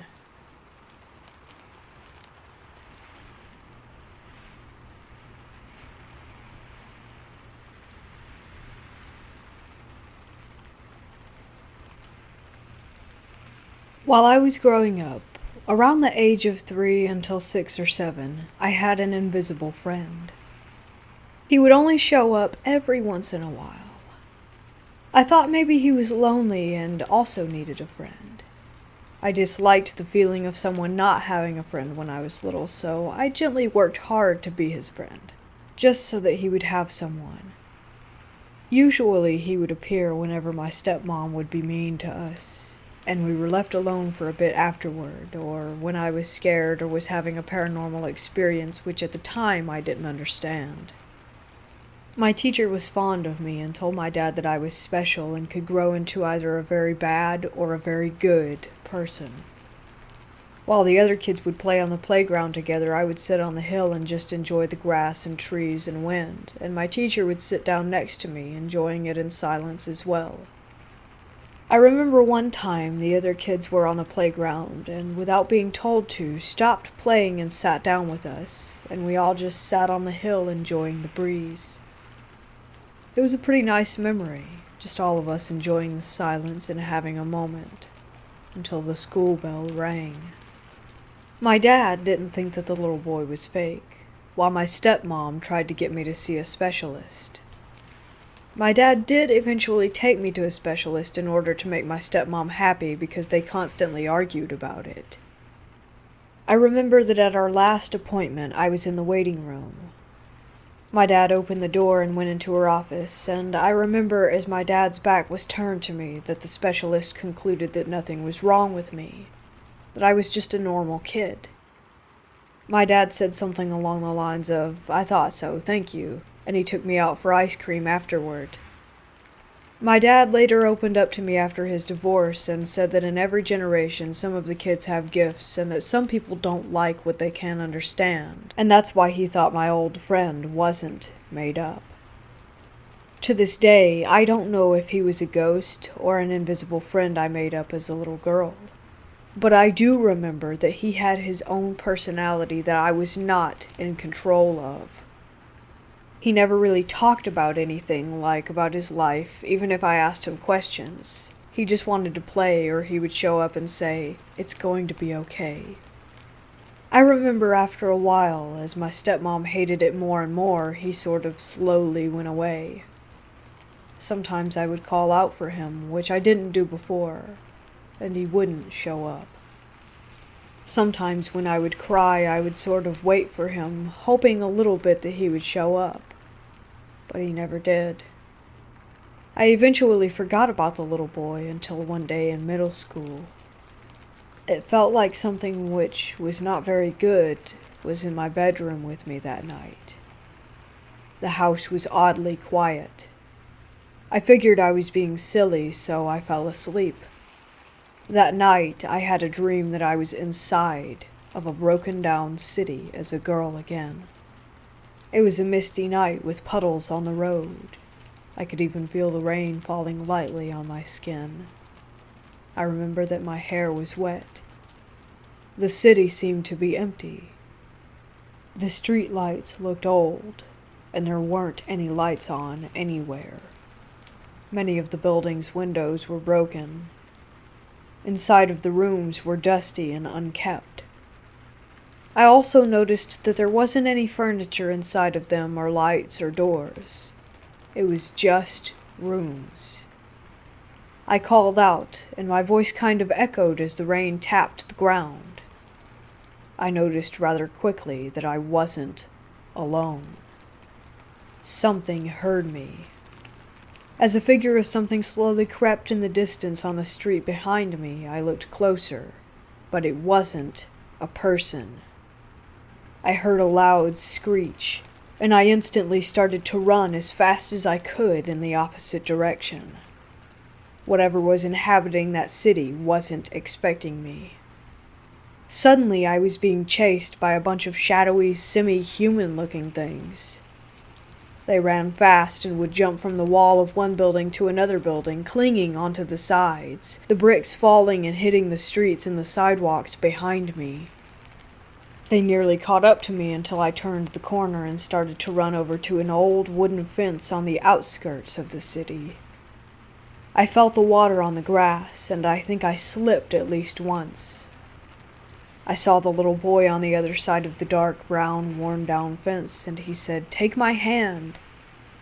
I did, and as we ran away through an open field in an attempt to reach some woods on the other side, those things were moments away from catching us. Their claws dug into the ground. Some of the speckles of dirt flew past my face. Then I woke up. On my ceiling above my bed, there was a huge man in armor and medium-length brown hair. His hair moved, and little parts of his clothes moved with it, as if they were submerged. But it didn't look to me like he had been near water. He had a silk cloth. It was either red or purple. The only way I remember it is because part of it had floated steady near his hair and face. Light seemed to emit not only from his body but from underneath his skin as well. As I looked at his face, he had an expression of warmth and calm, and it felt like we knew each other. He seemed so familiar. Only the area from the top of his head until about his waist or a little below it could fit within the space of my ceiling. I remember his eyes. It was like he were trying to tell me something, that he was the little boy the entire time, and it was going to be okay. The only way that I can describe the feeling of familiarity I had is, you know the feeling when you see someone after a while and you realize you knew each other when you were kids? Eventually, after what felt like a longer time than what it probably was, the man faded away, and it was just me in my empty room. That morning when I went upstairs to fix myself some breakfast, my uncle was talking in the living room about having a dream. I didn't really catch what his dream was about, though, until he mentioned that he woke up in the middle of the night when he heard aggressive scratching and banging on his door. My dad didn't believe him, so he brought my dad and my sister and I downstairs to show us that it was true, to show my dad that he wasn't making it up. There were long, deep scratches on the other side of his bedroom door from the hallway. I can't explain what happened or what had made those scratch marks. I usually don't open up about my experiences. I honestly haven't had the courage to until a few days ago. Rarely have I shared them. I still haven't told my family about my dream, or the man I had seen either, but they still talk about the scratches.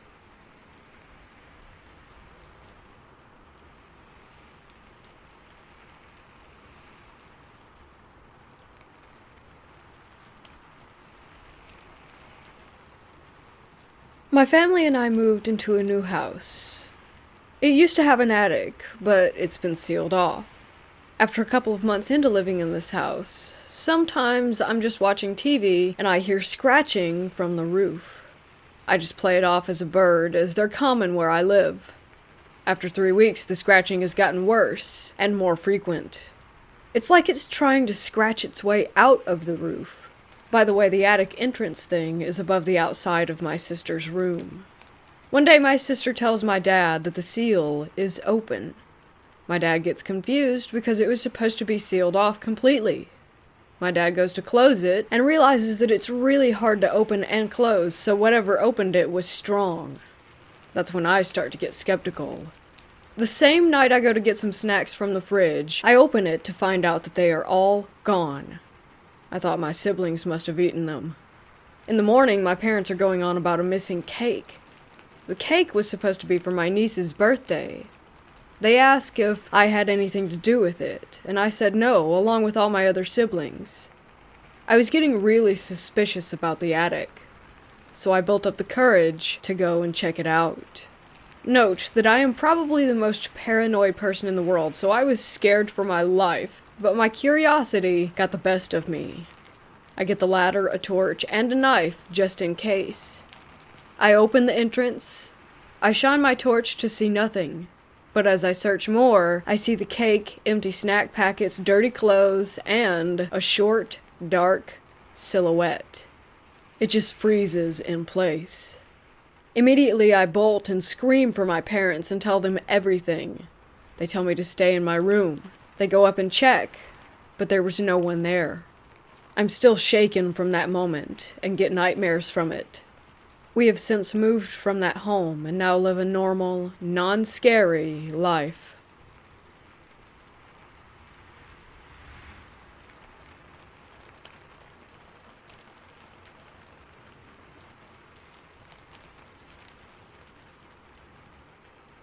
My mom and grandma have had similar experiences with premonitions, but I am now 21 and have been having them for the first time in my own life recently. A few weeks ago, I had a very vivid dream about my childhood best friend who I haven't seen or spoken to in years, and I woke up the next day to find out that she had committed suicide.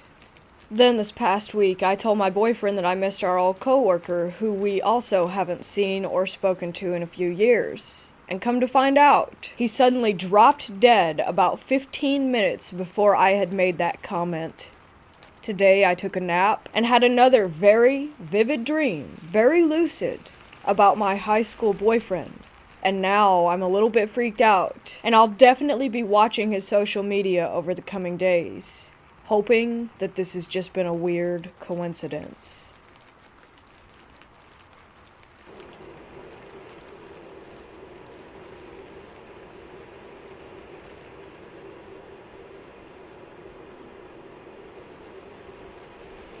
I travel to many different cemeteries for work in Massachusetts. I'm a grave salesperson and go to these cemeteries on an as-needed basis. One day I was finishing up a sale and decided to use the bathroom in the tiny office shed in the back of the cemetery. The door to enter the office was locked, but the bathroom door was broken and wouldn't close all the way. I didn't care that the bathroom door wouldn't really close because no one was coming into the office anyway. It was late and all the groundsmen had went home for the day. Just as I was finishing my business, the bathroom door slams shut. And since the knob was broken, the door just bounced and swung open. My first reaction was that someone had entered the office and the air pressure had sucked the door open. I run out and see that no one had come in.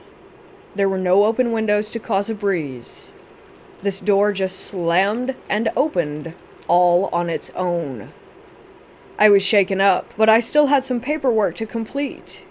I acknowledged that there may be a presence in the room with me, but I didn't want to appear frightened of it.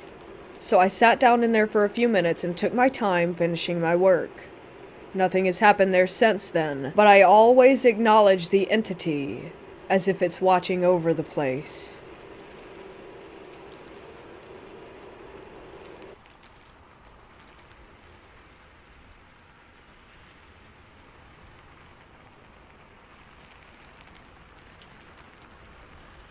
At the time of this story, I was a 16-year-old high school student. I got a babysitting job for a couple who had a family wedding and needed a babysitter for a super late night. I was referred to them by another family that I used to sit for. Keep in mind, this was when cell phones were just coming out, so I had a really crappy flip phone with a certain amount of minutes. There were 3 kids. The oldest was a boy about 8, the middle boy was about 6, and there was a little girl who was a toddler in diapers and couldn't speak. I came in while the sun was still up to meet the kids while the parents were still there. The parents were so cool. They showed me where all the snacks were and gave me the ground rules for the night. Kids in bed by 7:30, teeth brushed, you know the drill. Once they left, we started eating dinner. To my shock, the middle child, who we'll call Teddy, kept throwing his fork hard at his siblings and pinching his sister with his nails under the table. He kept kicking my shins and throwing his food around the room. The moment his parents left, he became a terror. Their house was old but remodeled, so their toys were in the basement playroom. After dinner, we all went in there to play. As soon as we went down the stairs, it felt wrong. Don't get it twisted. It was a beautiful finished basement with a couch, flat screen, and toys, but something just felt creepy about it. Then the little girl kept pointing at a blank wall, one with no pictures or anything on it, and kept screaming at the top of her lungs and crying. It really unnerved me. At this point, I'm getting a terrible, really bad feeling. So I say, let's go upstairs and watch TV till bedtime. The kids seem to love that idea. So I carry the little girl upstairs and turn on the TV for the three of them and then go back down to grab her favorite stuffed dog and clean up a bit. When I turn around to walk upstairs, I see Teddy smiling a sickening smile at the top of the stairs. He has his hands on the light switch. My stomach dropped. I didn't have my phone or a light. And if this little shit locks me down here, I thought. The light switch is at the top of the stairs outside the stairway, so if he closed the door, I was screwed. And sure enough, he flicked off the lights, cackled, and went to slam the door and lock me in the dark basement. I have never moved so fast in my existence. I flew up the stairs and shoved my hand into the door to keep him from locking me down there. I asked him why he did that and yelled at him to never do that again. All he did was smile at me and then slowly walk away, giggling. I iced my hand and watched him closely for the rest of the night. Bedtime comes around and I put the kids to bed upstairs without any problems. There were 3 bedrooms, the parents' room at the end of the long hall, then the baby girl's room in the middle, and the boys shared a room with the bunk bed at the end of the hall by the top of the stairs. Everything finally seemed quiet, and I began to forget the horrors from earlier and started watching TV. About an hour after I put her down, the baby girl started screaming through the baby monitor. A scream that sounded like she was in pain. Thinking her brother Teddy was bothering her, I ran upstairs to stop him. As soon as I get to the top of the stairs, I see him laying down on his bed facing the wall. The baby is hysterical and is again pointing at nothing and crying. I am freaked out by now. I rock the baby back to sleep, check on the boys, then return to the living room. What the hell is happening? Am I imagining things? I shake it off and turn the TV back on. This is when the night goes from bad to a total nightmare. Once back in the living room, I start to hear screaming every couple minutes. What sounds this time like a grown man screaming in pain. At first I thought it was outside or maybe a TV or a radio, so I ignored it and kept watching television. But soon it became clear that it wasn't a joke, and it wasn't my imagination. It was coming from inside the house. Then, I hear what sounds like little feet running upstairs in the hallway. For a second, I'm not scared anymore. I'm angry that Teddy's out of bed 2+ hours after bedtime. I go to the bottom of the stairs and holler up Teddy's name and tell him to go back to sleep. I don't hear a response, but I do hear the footsteps continue. Then I hear what I think is him run into his parents' room at the other end of the hall. Feet pounding down the hallway, clear as day. So I sprint up there, thinking I've caught him in the act. The hall is empty and dark. I turn, and I find Teddy is sitting up in his bed. He's staring at me again with that sickening smile. I could see his brother was asleep on the top bunk, and I could see that his baby sister was asleep on the monitor in my hand. He gave me the creeps. I told him to lay back down. I go back downstairs to the middle floor. I then hear someone walking up from the basement, and I lost it. I slammed and locked the basement door, and I called my house number. My big brother answers, and I tell him that I'm scared. He puts me on speaker, and I explain everything to my family.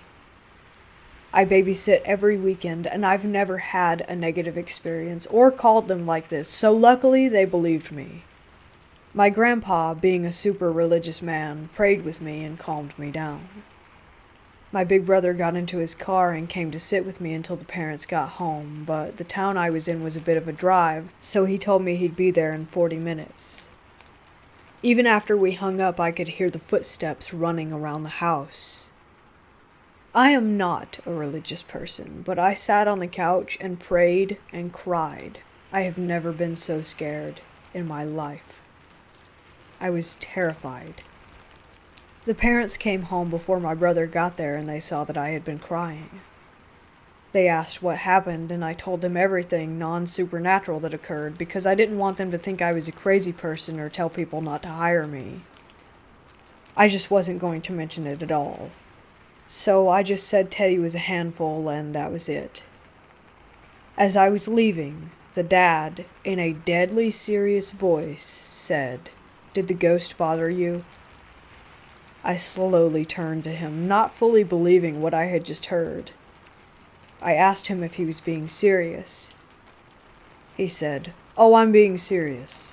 We've had a ghost problem for a while now. Did you experience anything yourself?" I broke down and started crying when I gave them an honest recap of the night. I told them about the screams that I heard, the footsteps, everything. How the baby was crying at the wall, and how Teddy tried locking me in the basement. They believed me right away. The parents said they'd moved into the house about 2 years ago after the old man who built the house died inside of it. He was an actual hoarder and fell and injured himself in the basement and died among his piles. Since no one could hear him scream, they didn't find him in time. By all accounts from the neighborhood, he was a mean recluse of a man. Either way, what a terrible way to go. They said they would wake up every night to things flying off of their kitchen counters and doors slamming. They would hear knocks and pounding in the walls. I was shocked. I asked why they stayed in the house if they knew it was haunted. They explained they weren't able to move due to their jobs and current financial situation. I have to admit that although it wasn't huge, it was a beautifully built home. That old construction kind of home with bookshelves built into the walls and a winding grand staircase. The dad said he would go downstairs every night for a year and say, "Go away. This is our home now. You aren't welcome here." Over and over. He said eventually the activity stopped. They said it only sparked up when someone new would stay in the house or when they'd have a sitter at night. They said since I quote-unquote knew the truth now, that they would pay me extra to come back because they could never keep a babysitter. Pfft. Yeah, right, I thought. I am never going back there. But I said I'd be in touch, and I ran out of that house. I am ashamed to say that I never answered their calls again. I felt bad, but there was no way in hell I'd ever return there. I still babysit once in a while, and I've never had any experience like that since. I still think of those kids sometimes, and I really think that Teddy was being affected by the spirit there. I've never encountered a child so cruel, so negative. Thinking of his creepy little smile still sends a chill down my back. I hope they were able to move or clear the negative energy. Either way, it's one night I won't forget.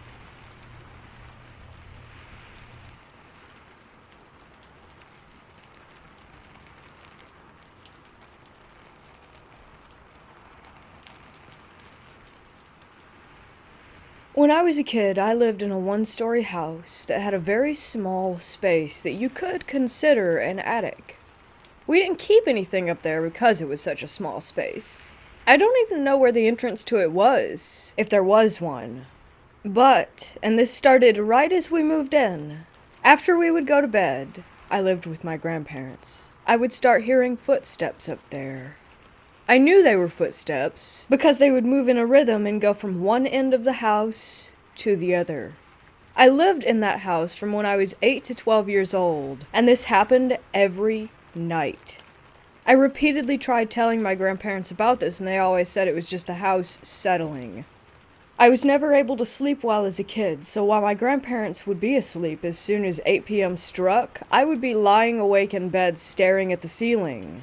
It was always the most terrifying when the footsteps stopped right above me, like right over my bed, and then in a few seconds to minutes they would walk back to some other location up there.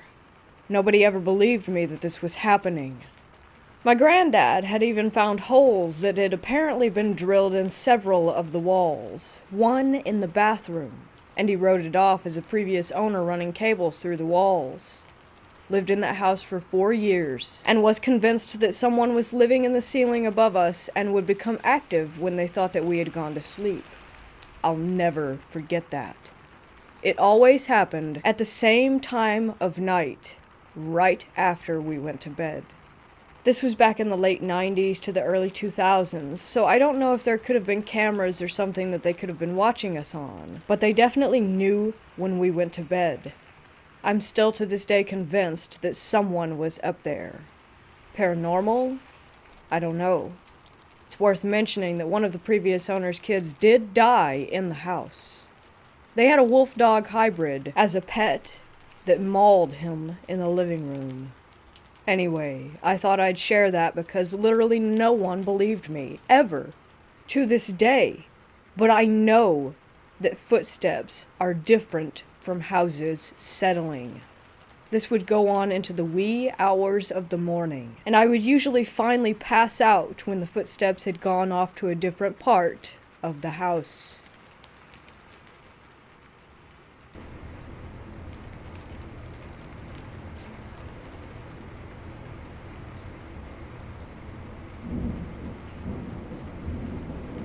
Here is the chilling tale of one of my stepmoms, who we'll call Lisa here, experiences with ghosts that she has conjured through her old Ouija board. So Lisa had just divorced her ex-husband and was living alone in a new house with her 2 kids. She moved to get away from the torturous spirits or demons in her old house. She was settling down with a broken heart and a new life. She went to bed after forgetting to pray one night. She did this because it was what the priest told her to do to solve her problems with the paranormal. It seemed to work, she told me, but when I didn't do it, it would all come back. Lisa had no paranormal experiences while she was in that house. Until now. On the night she didn't pray. Her oldest kid was 7 and now sleeping alone. Her youngest was 3, and Lisa kept her sleeping in her room because she felt like she had to keep an eye on her. Because of all the experiences, she was a worrywart. Anyway, she falls asleep and wakes up to 3 knocks. She knows this all too well. She lit a sage, prayed, and went back to sleep. This didn't work. That night she kept hearing scratches on her wall above her head. She turns to look up and sees a face in the pitch black dark. Lisa just woke up and thought it was her imagination. But then came a feeling of impending doom. A feeling also that she knew too well. She turns on her lamp, turns around to see a black mist looming next to her bed. She grabs her daughter who is sleeping with her and grabs a Bible. She screams for the mist to go away and everything calms down. She flicks on the light, paces around the room, and looks over to where she heard the scratching sounds earlier. To her horror, she sees 3 scratch marks the size of tiger claws above her bed on the wall. The scratches were on her wall until she put up new wallpaper. I asked her stepdaughters. One of them remembers her mom screaming at a wall. She never saw what my stepmom saw, but they wondered why they saw the scratch marks. So before some of y'all say I'm making this up, It's not my responsibility to prove it.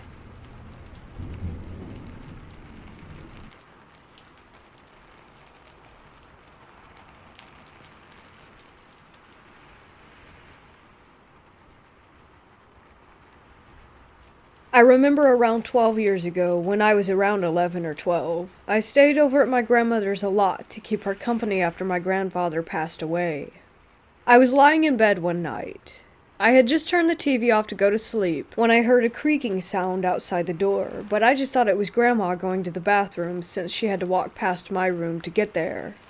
Then, I heard the handle being pulled down, and again I just thought it was my grandma, maybe just coming in to say goodnight before bed.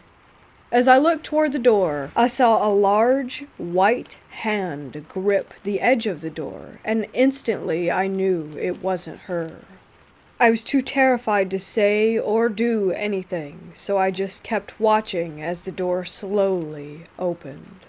Because of the window at the top of the stairs outside the room, there was just enough light from the streetlights outside coming through to see what it was. It was a tall, slightly transparent figure. It just stood in the doorway for what could have been seconds or minutes, or who really knows how long. I couldn't look away, and I refused to shut my eyes, even to blink, but of course, I had to eventually, and once I blinked, the figure was gone, with only the open door as proof that it wasn't my imagination. To this day, I still don't know what it was.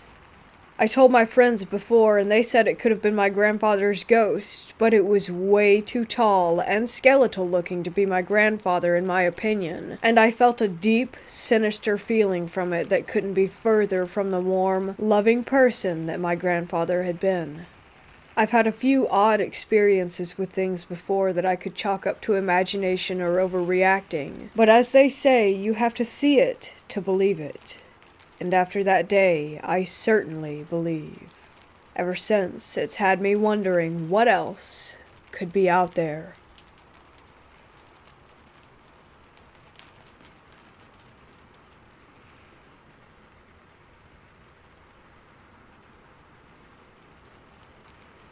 I have an attic in my house, and ever since I was young, I hated going up there. It was dark, as there was no light, and it was always absolutely freezing. It had a really bad energy, and my anxiety would skyrocket whenever I had to go up there with my dad. It felt like someone had set a timer, and time was running out, if that makes sense. It was like I had to get out of there ASAP, or something would happen. In 2016, my parents decided to convert the attic and make it into their bedroom. After this happened, I noticed a lot of unexplainable events. One day I was off from school and I was home alone. I was lying on my bed watching Jeremy Kyle's show clips with both of my cats on the bed with me. Then I heard what sounded like someone walking down the stairs from the attic. It's a very distinct sound, and I knew it was the stairs creaking as they were new and didn't normally make any noise. I paused the video and listened. I didn't hear anything, so I continued watching, now a little on edge. 2 minutes later, I heard the footsteps again. Peanut, my cat, started hissing and meowing and went to the end of my bed and hid. At this point, I was tearing up. I somehow managed to get out of bed and pull my dresser in front of my door. I sat in front of the door and called my dad, sobbing. I explained to him what was happening, and he said, "Go out of my room and look." Hell no. I begged him to call my neighbors to come in and get me. It was only after I called my dad 5 times, he kept hanging up on me, that he called my neighbors.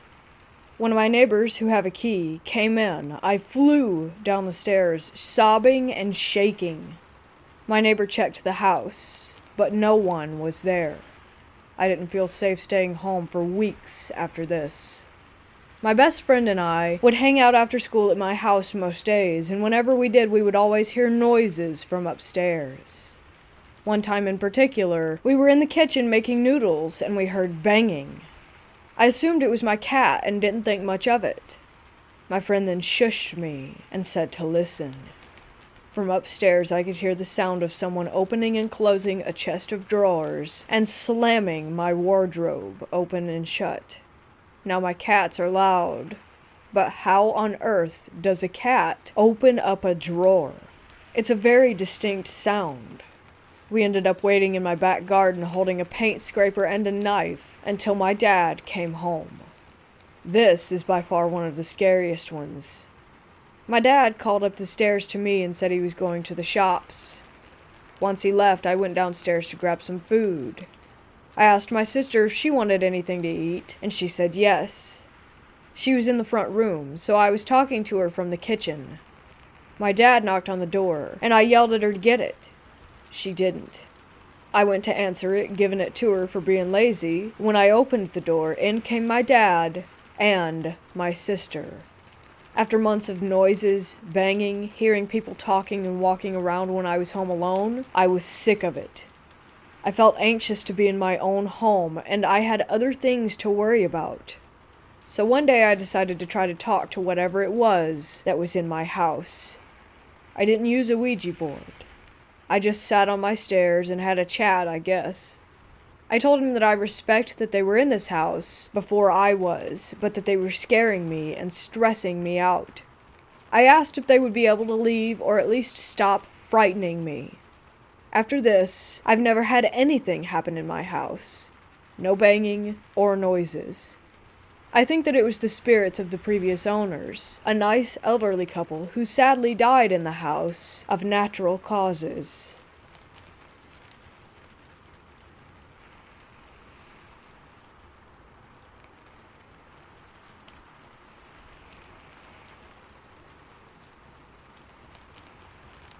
Not entirely my story, but the main event happened to my mom when she lived at home with my grandparents. Back when she was a teen, they had a beagle that would often stare down the hallway and growl at nothing, the whole deal. In the middle of the night while lying in bed, my mom heard the dog begin to growl just before she felt someone grab her by the ankles and begin to yank her out of her bed. She says she was halfway pulled onto the carpet before she started saying the Lord's Prayer and the hands let go of her. But her dog was still going absolutely nuts. There have been other little things that have happened there too involving other people in my family. No one seems immensely worried about it, but I've always had the feeling of being watched in that house, even before knowing some of the stories I've heard now that I'm older. It's always the same one.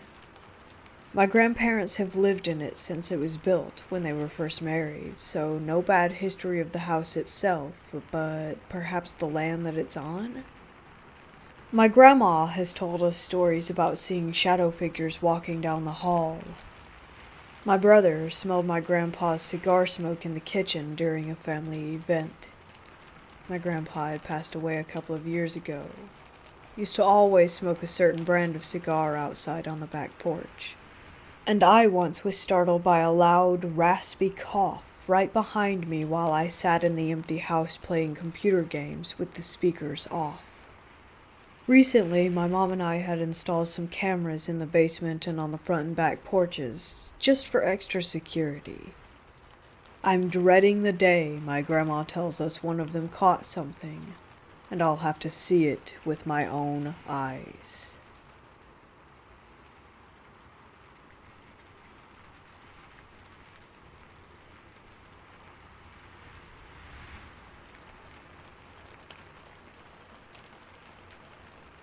For a little background, my mother has been in a long-term nursing facility since March with some serious but stable health issues. Then there was a virus outbreak in her facility, and she was diagnosed with it. I of course worried for her condition as she began to decline rather quickly over the beginning of last week. Last Wednesday, I switched off my light at 10 p.m. like most nights, rolled over, and began to doze off. Typically when I'm dozing, my mind will follow some random train of thought that will lead me off into snooze land. That night, as I was dozing, I envisioned my mother walking into my late father's arms, being hugged by my older brother who had died 9 years ago. and having my grandparents and aunt gather around her while being hugged by my father. Then the phone woke me up at 10:30 p.m. The hospice nurse called to tell me that my mother had passed away at 10:15. I like to think that I was seeing her entry into heaven, with my family's love and long-missed affection return to bring her to happiness.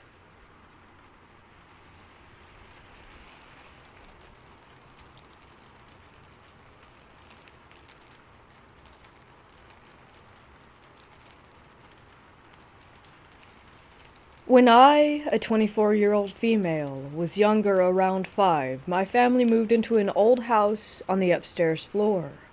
An older couple lived below us. This was a long time ago, and I was really little, but I remember this all so vividly. When we were first moving in, my mom had to go up to the attic, which, coincidentally, the door was in what would be my room. She took me and my younger brother up with her because I'm assuming she didn't want to leave us unsupervised. I remember not liking it up there, and then the light turned off. Both my brother and I started screaming about red eyes. I do remember them. It wasn't just one. It was a bunch or a few. I couldn't tell you how many. It turns out that the light turning off was my dad because he didn't think anyone was up there. He turned the light back on and asked what was going on, and me and my brother were still hysterical. The thing is, no one remembers this but me. Not even my brother. I chalk it up to a bad nightmare, except for the fact that I remember every detail. And it turns out a mother had drowned her baby in that attic, and my parents had experiences there as well. I feel like that house was the start of my acknowledgement or awareness of the paranormal.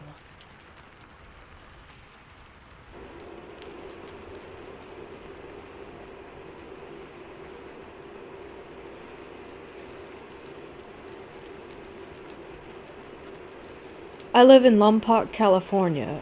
I also live across the street from the cemetery. I used to hop the fence on one side of the cemetery to go to a friend's house who lived on the opposite side of it. If I went around, it would easily be a 4 to 5 block walk to her house. The keeper of the grounds who lived there called the cops on me several times, so I stopped. I also have been driving for years now, so there's no need anymore. Anyways, on one of my walks, I noticed a tree house in the cemetery off to the side. It was in a trench in a deep wooded area. There's been a few nights when I've gone and hung out inside of this tree house with a few friends. However, every time I went, I would see spirits. I was scared many times, but seeing my friends happy and enjoying themselves was what made everything worth it. Except for one night in December of 2018 when I had brought new friends with me. During this time I was going through a lot and kind of hanging out with a bad group of people, some of whom were with me that night. Like I've mentioned, I always at least see something, but usually only for a few seconds. This time, though, I saw a rather large man, kind of burly yet completely transparent. I felt him before I actually saw him, how sad and lost he was. But I could also feel how gentle that his soul was, and that he was only looking for help or just someone to understand. Since I could feel him, I started hearing footsteps breaking twigs, leaves, and such. After the initial feeling, I started hearing footsteps breaking twigs, leaves, and such. My friends heard it too. I looked over, and I saw this man, and all I could feel was how confused that he was. He started to walk up, but froze once I saw him. I yelled out to him that it was okay and that we weren't going to hurt him. I told him that it was safe for him to be there if he wanted to stick around, but then my friends wanted to leave with how freaked out that they were. I walked out first to be his guide, and he walked in front of me until he disappeared seconds later. I don't think I really helped him, considering that I didn't have much chance being with that group of friends and all, but I could feel just how gentle that he was, like I said. Sometimes I feel that gentle presence whenever I visit the graveyard, and I think of him. Today I went, because today is also the anniversary of me losing a friend. I felt that gentle presence when I visited her grave today.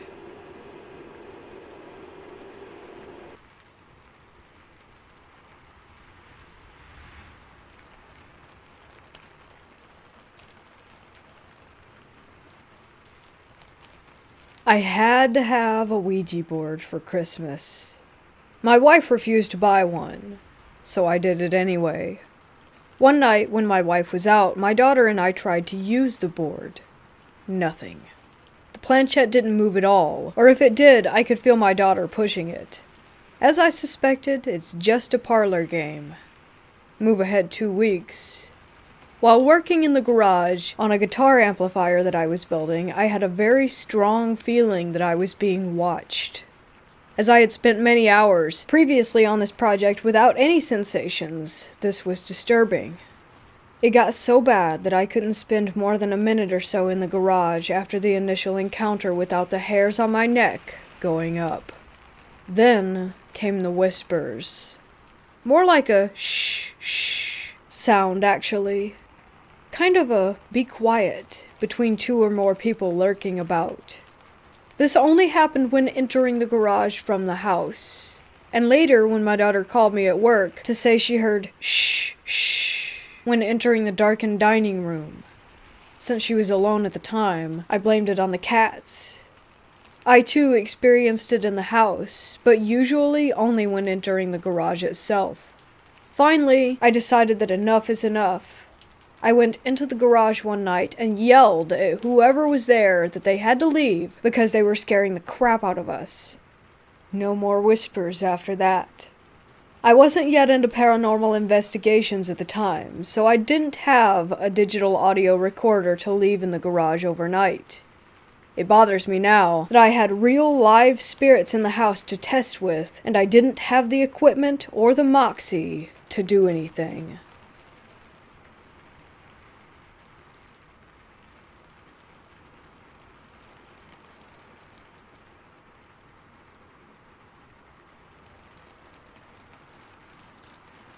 For some context, I live in an apartment with 3 other people while we go to college, but it's currently just me until January since the others went back home. I was singing a song that got stuck in my head when I heard whistling from the kitchen at the same time to the same tune. I thought one of the other roommates may have come back early, so I shouted out to them, but didn't get a response. I went to the kitchen, which is only just a few feet from the bathroom, and no one was there or anywhere else in the apartment. I checked the hallway outside, but didn't see anyone or hear a door open and shut in the few seconds that it took for me to get to the door. The whistling was very airy, as if it was someone who couldn't whistle very well. This isn't the first thing that happened to me in the last few weeks, but it's definitely the weirdest.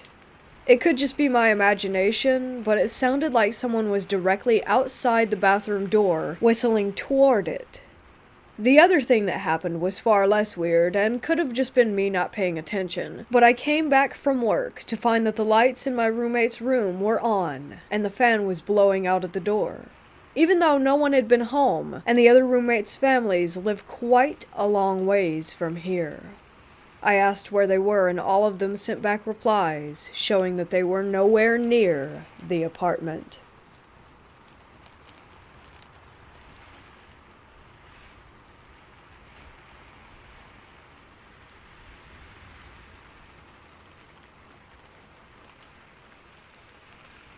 A few years ago, I was still in high school, and out of my own curiosity, I tried to lucid dream.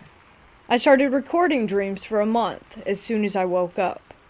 I had all of them written out on a big notepad, but I never really got it to work. Anyway, one night I had a dream where a friend came to me right before I woke up, and the only thing that happened was him telling me something bad is gonna happen soon. A few days later, I completely forgot about this, but the same friend in real life keeps acting really just down in the dumps. I asked him what's wrong, and he said it's just a bummer because his uncle had a heart attack and he's worried about him. To add to it, I get a call later that day telling me that my uncle also had a heart attack on the same day and died. At that point, I had to break this weird story to him. Premonition, or just pretty creepy coincidence? He believes the story, even though I would have been skeptical.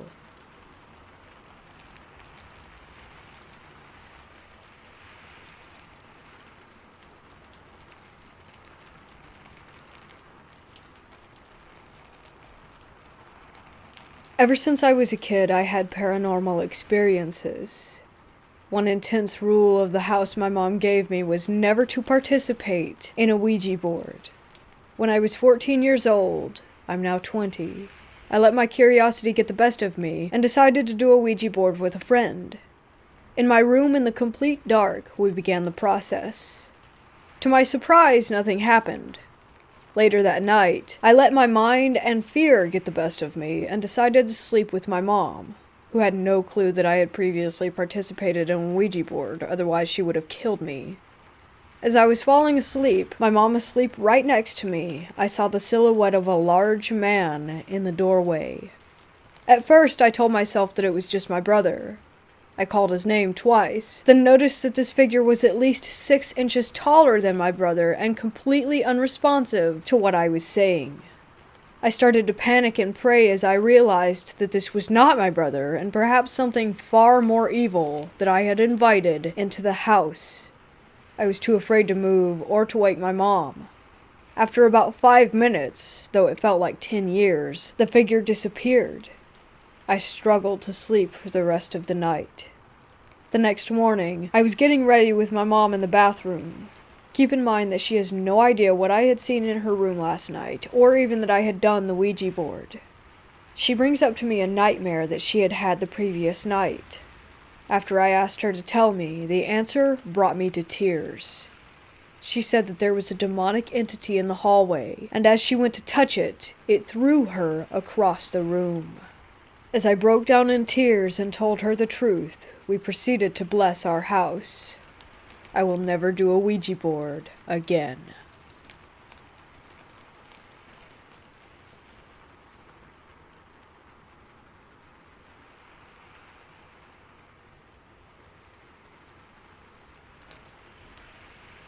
Ever since we moved to our new house, I hear someone playing in my son's room when he's outside.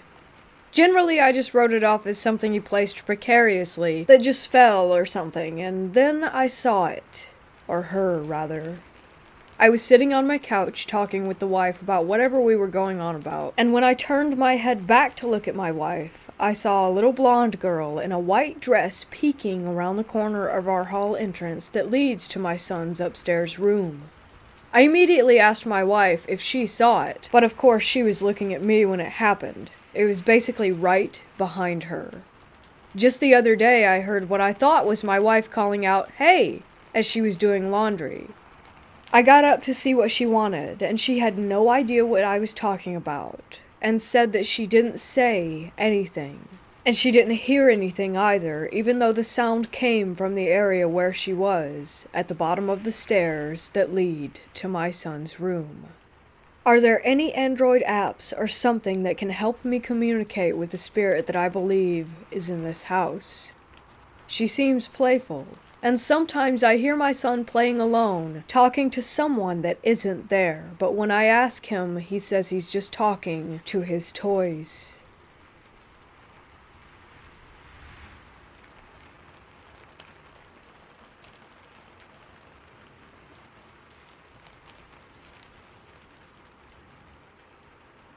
This just happened about 30 minutes ago. I was in the kitchen, and as I turned around, the very strong scent of my mom's distinct perfume hit me in the face. This happened 3 times. Now, my mother had an unusual mix of perfumes she used to wear, and was known to wear a lot of it. Also, she had a hint of air fresheners that she also had a lot of in her house.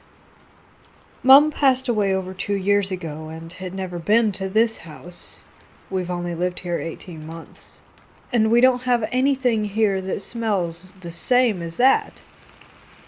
It was so strong and so distinct that my heart immediately pounded, and I shouted to my partner, "I can smell my mother." I thought I saw something climb the stairs earlier today too, but passed it off as my eyes playing tricks on me. Now, I think there may be more to it.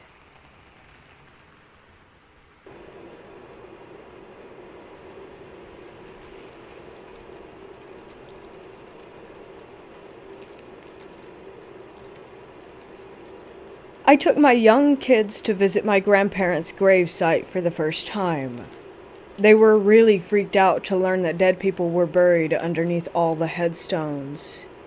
The headstone kitty-cornered to my grandparents was for a small boy around 4 or 5. When I noticed the age, I heard a whisper in my ear to talk about the kid. As I said, my kiddos were already really freaked out. I didn't want to add to the experience of learning about dead kids. I heard the whisper 2 or 3 times before we left. When we got into the car, my son said, "Who was that boy standing next to Grandpa? He looked really sick." I instantly had chills and got super emotional knowing that my grandpa was there with him.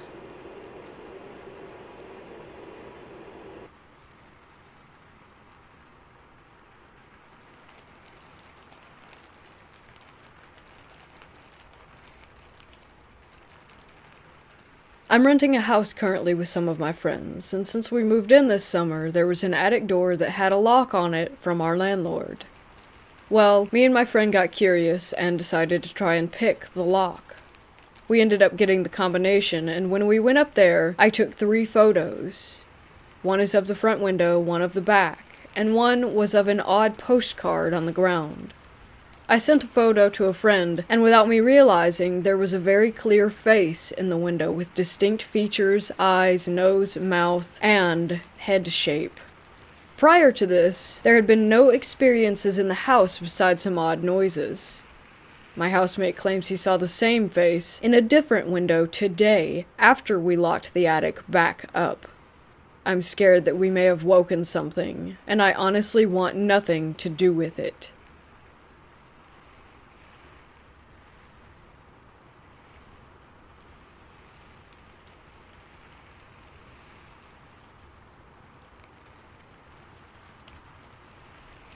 In 2007, I moved into the house I currently live in.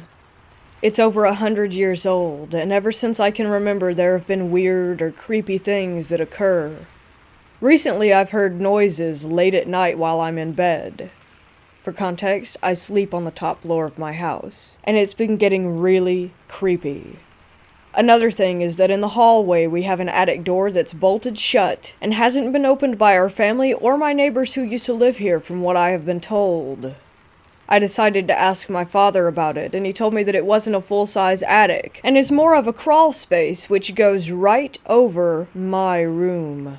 And the part that creeps me out the most is that we've never had any animals besides the occasional mouse in our home, which makes me think that what I'm hearing doesn't sound like an animal at all.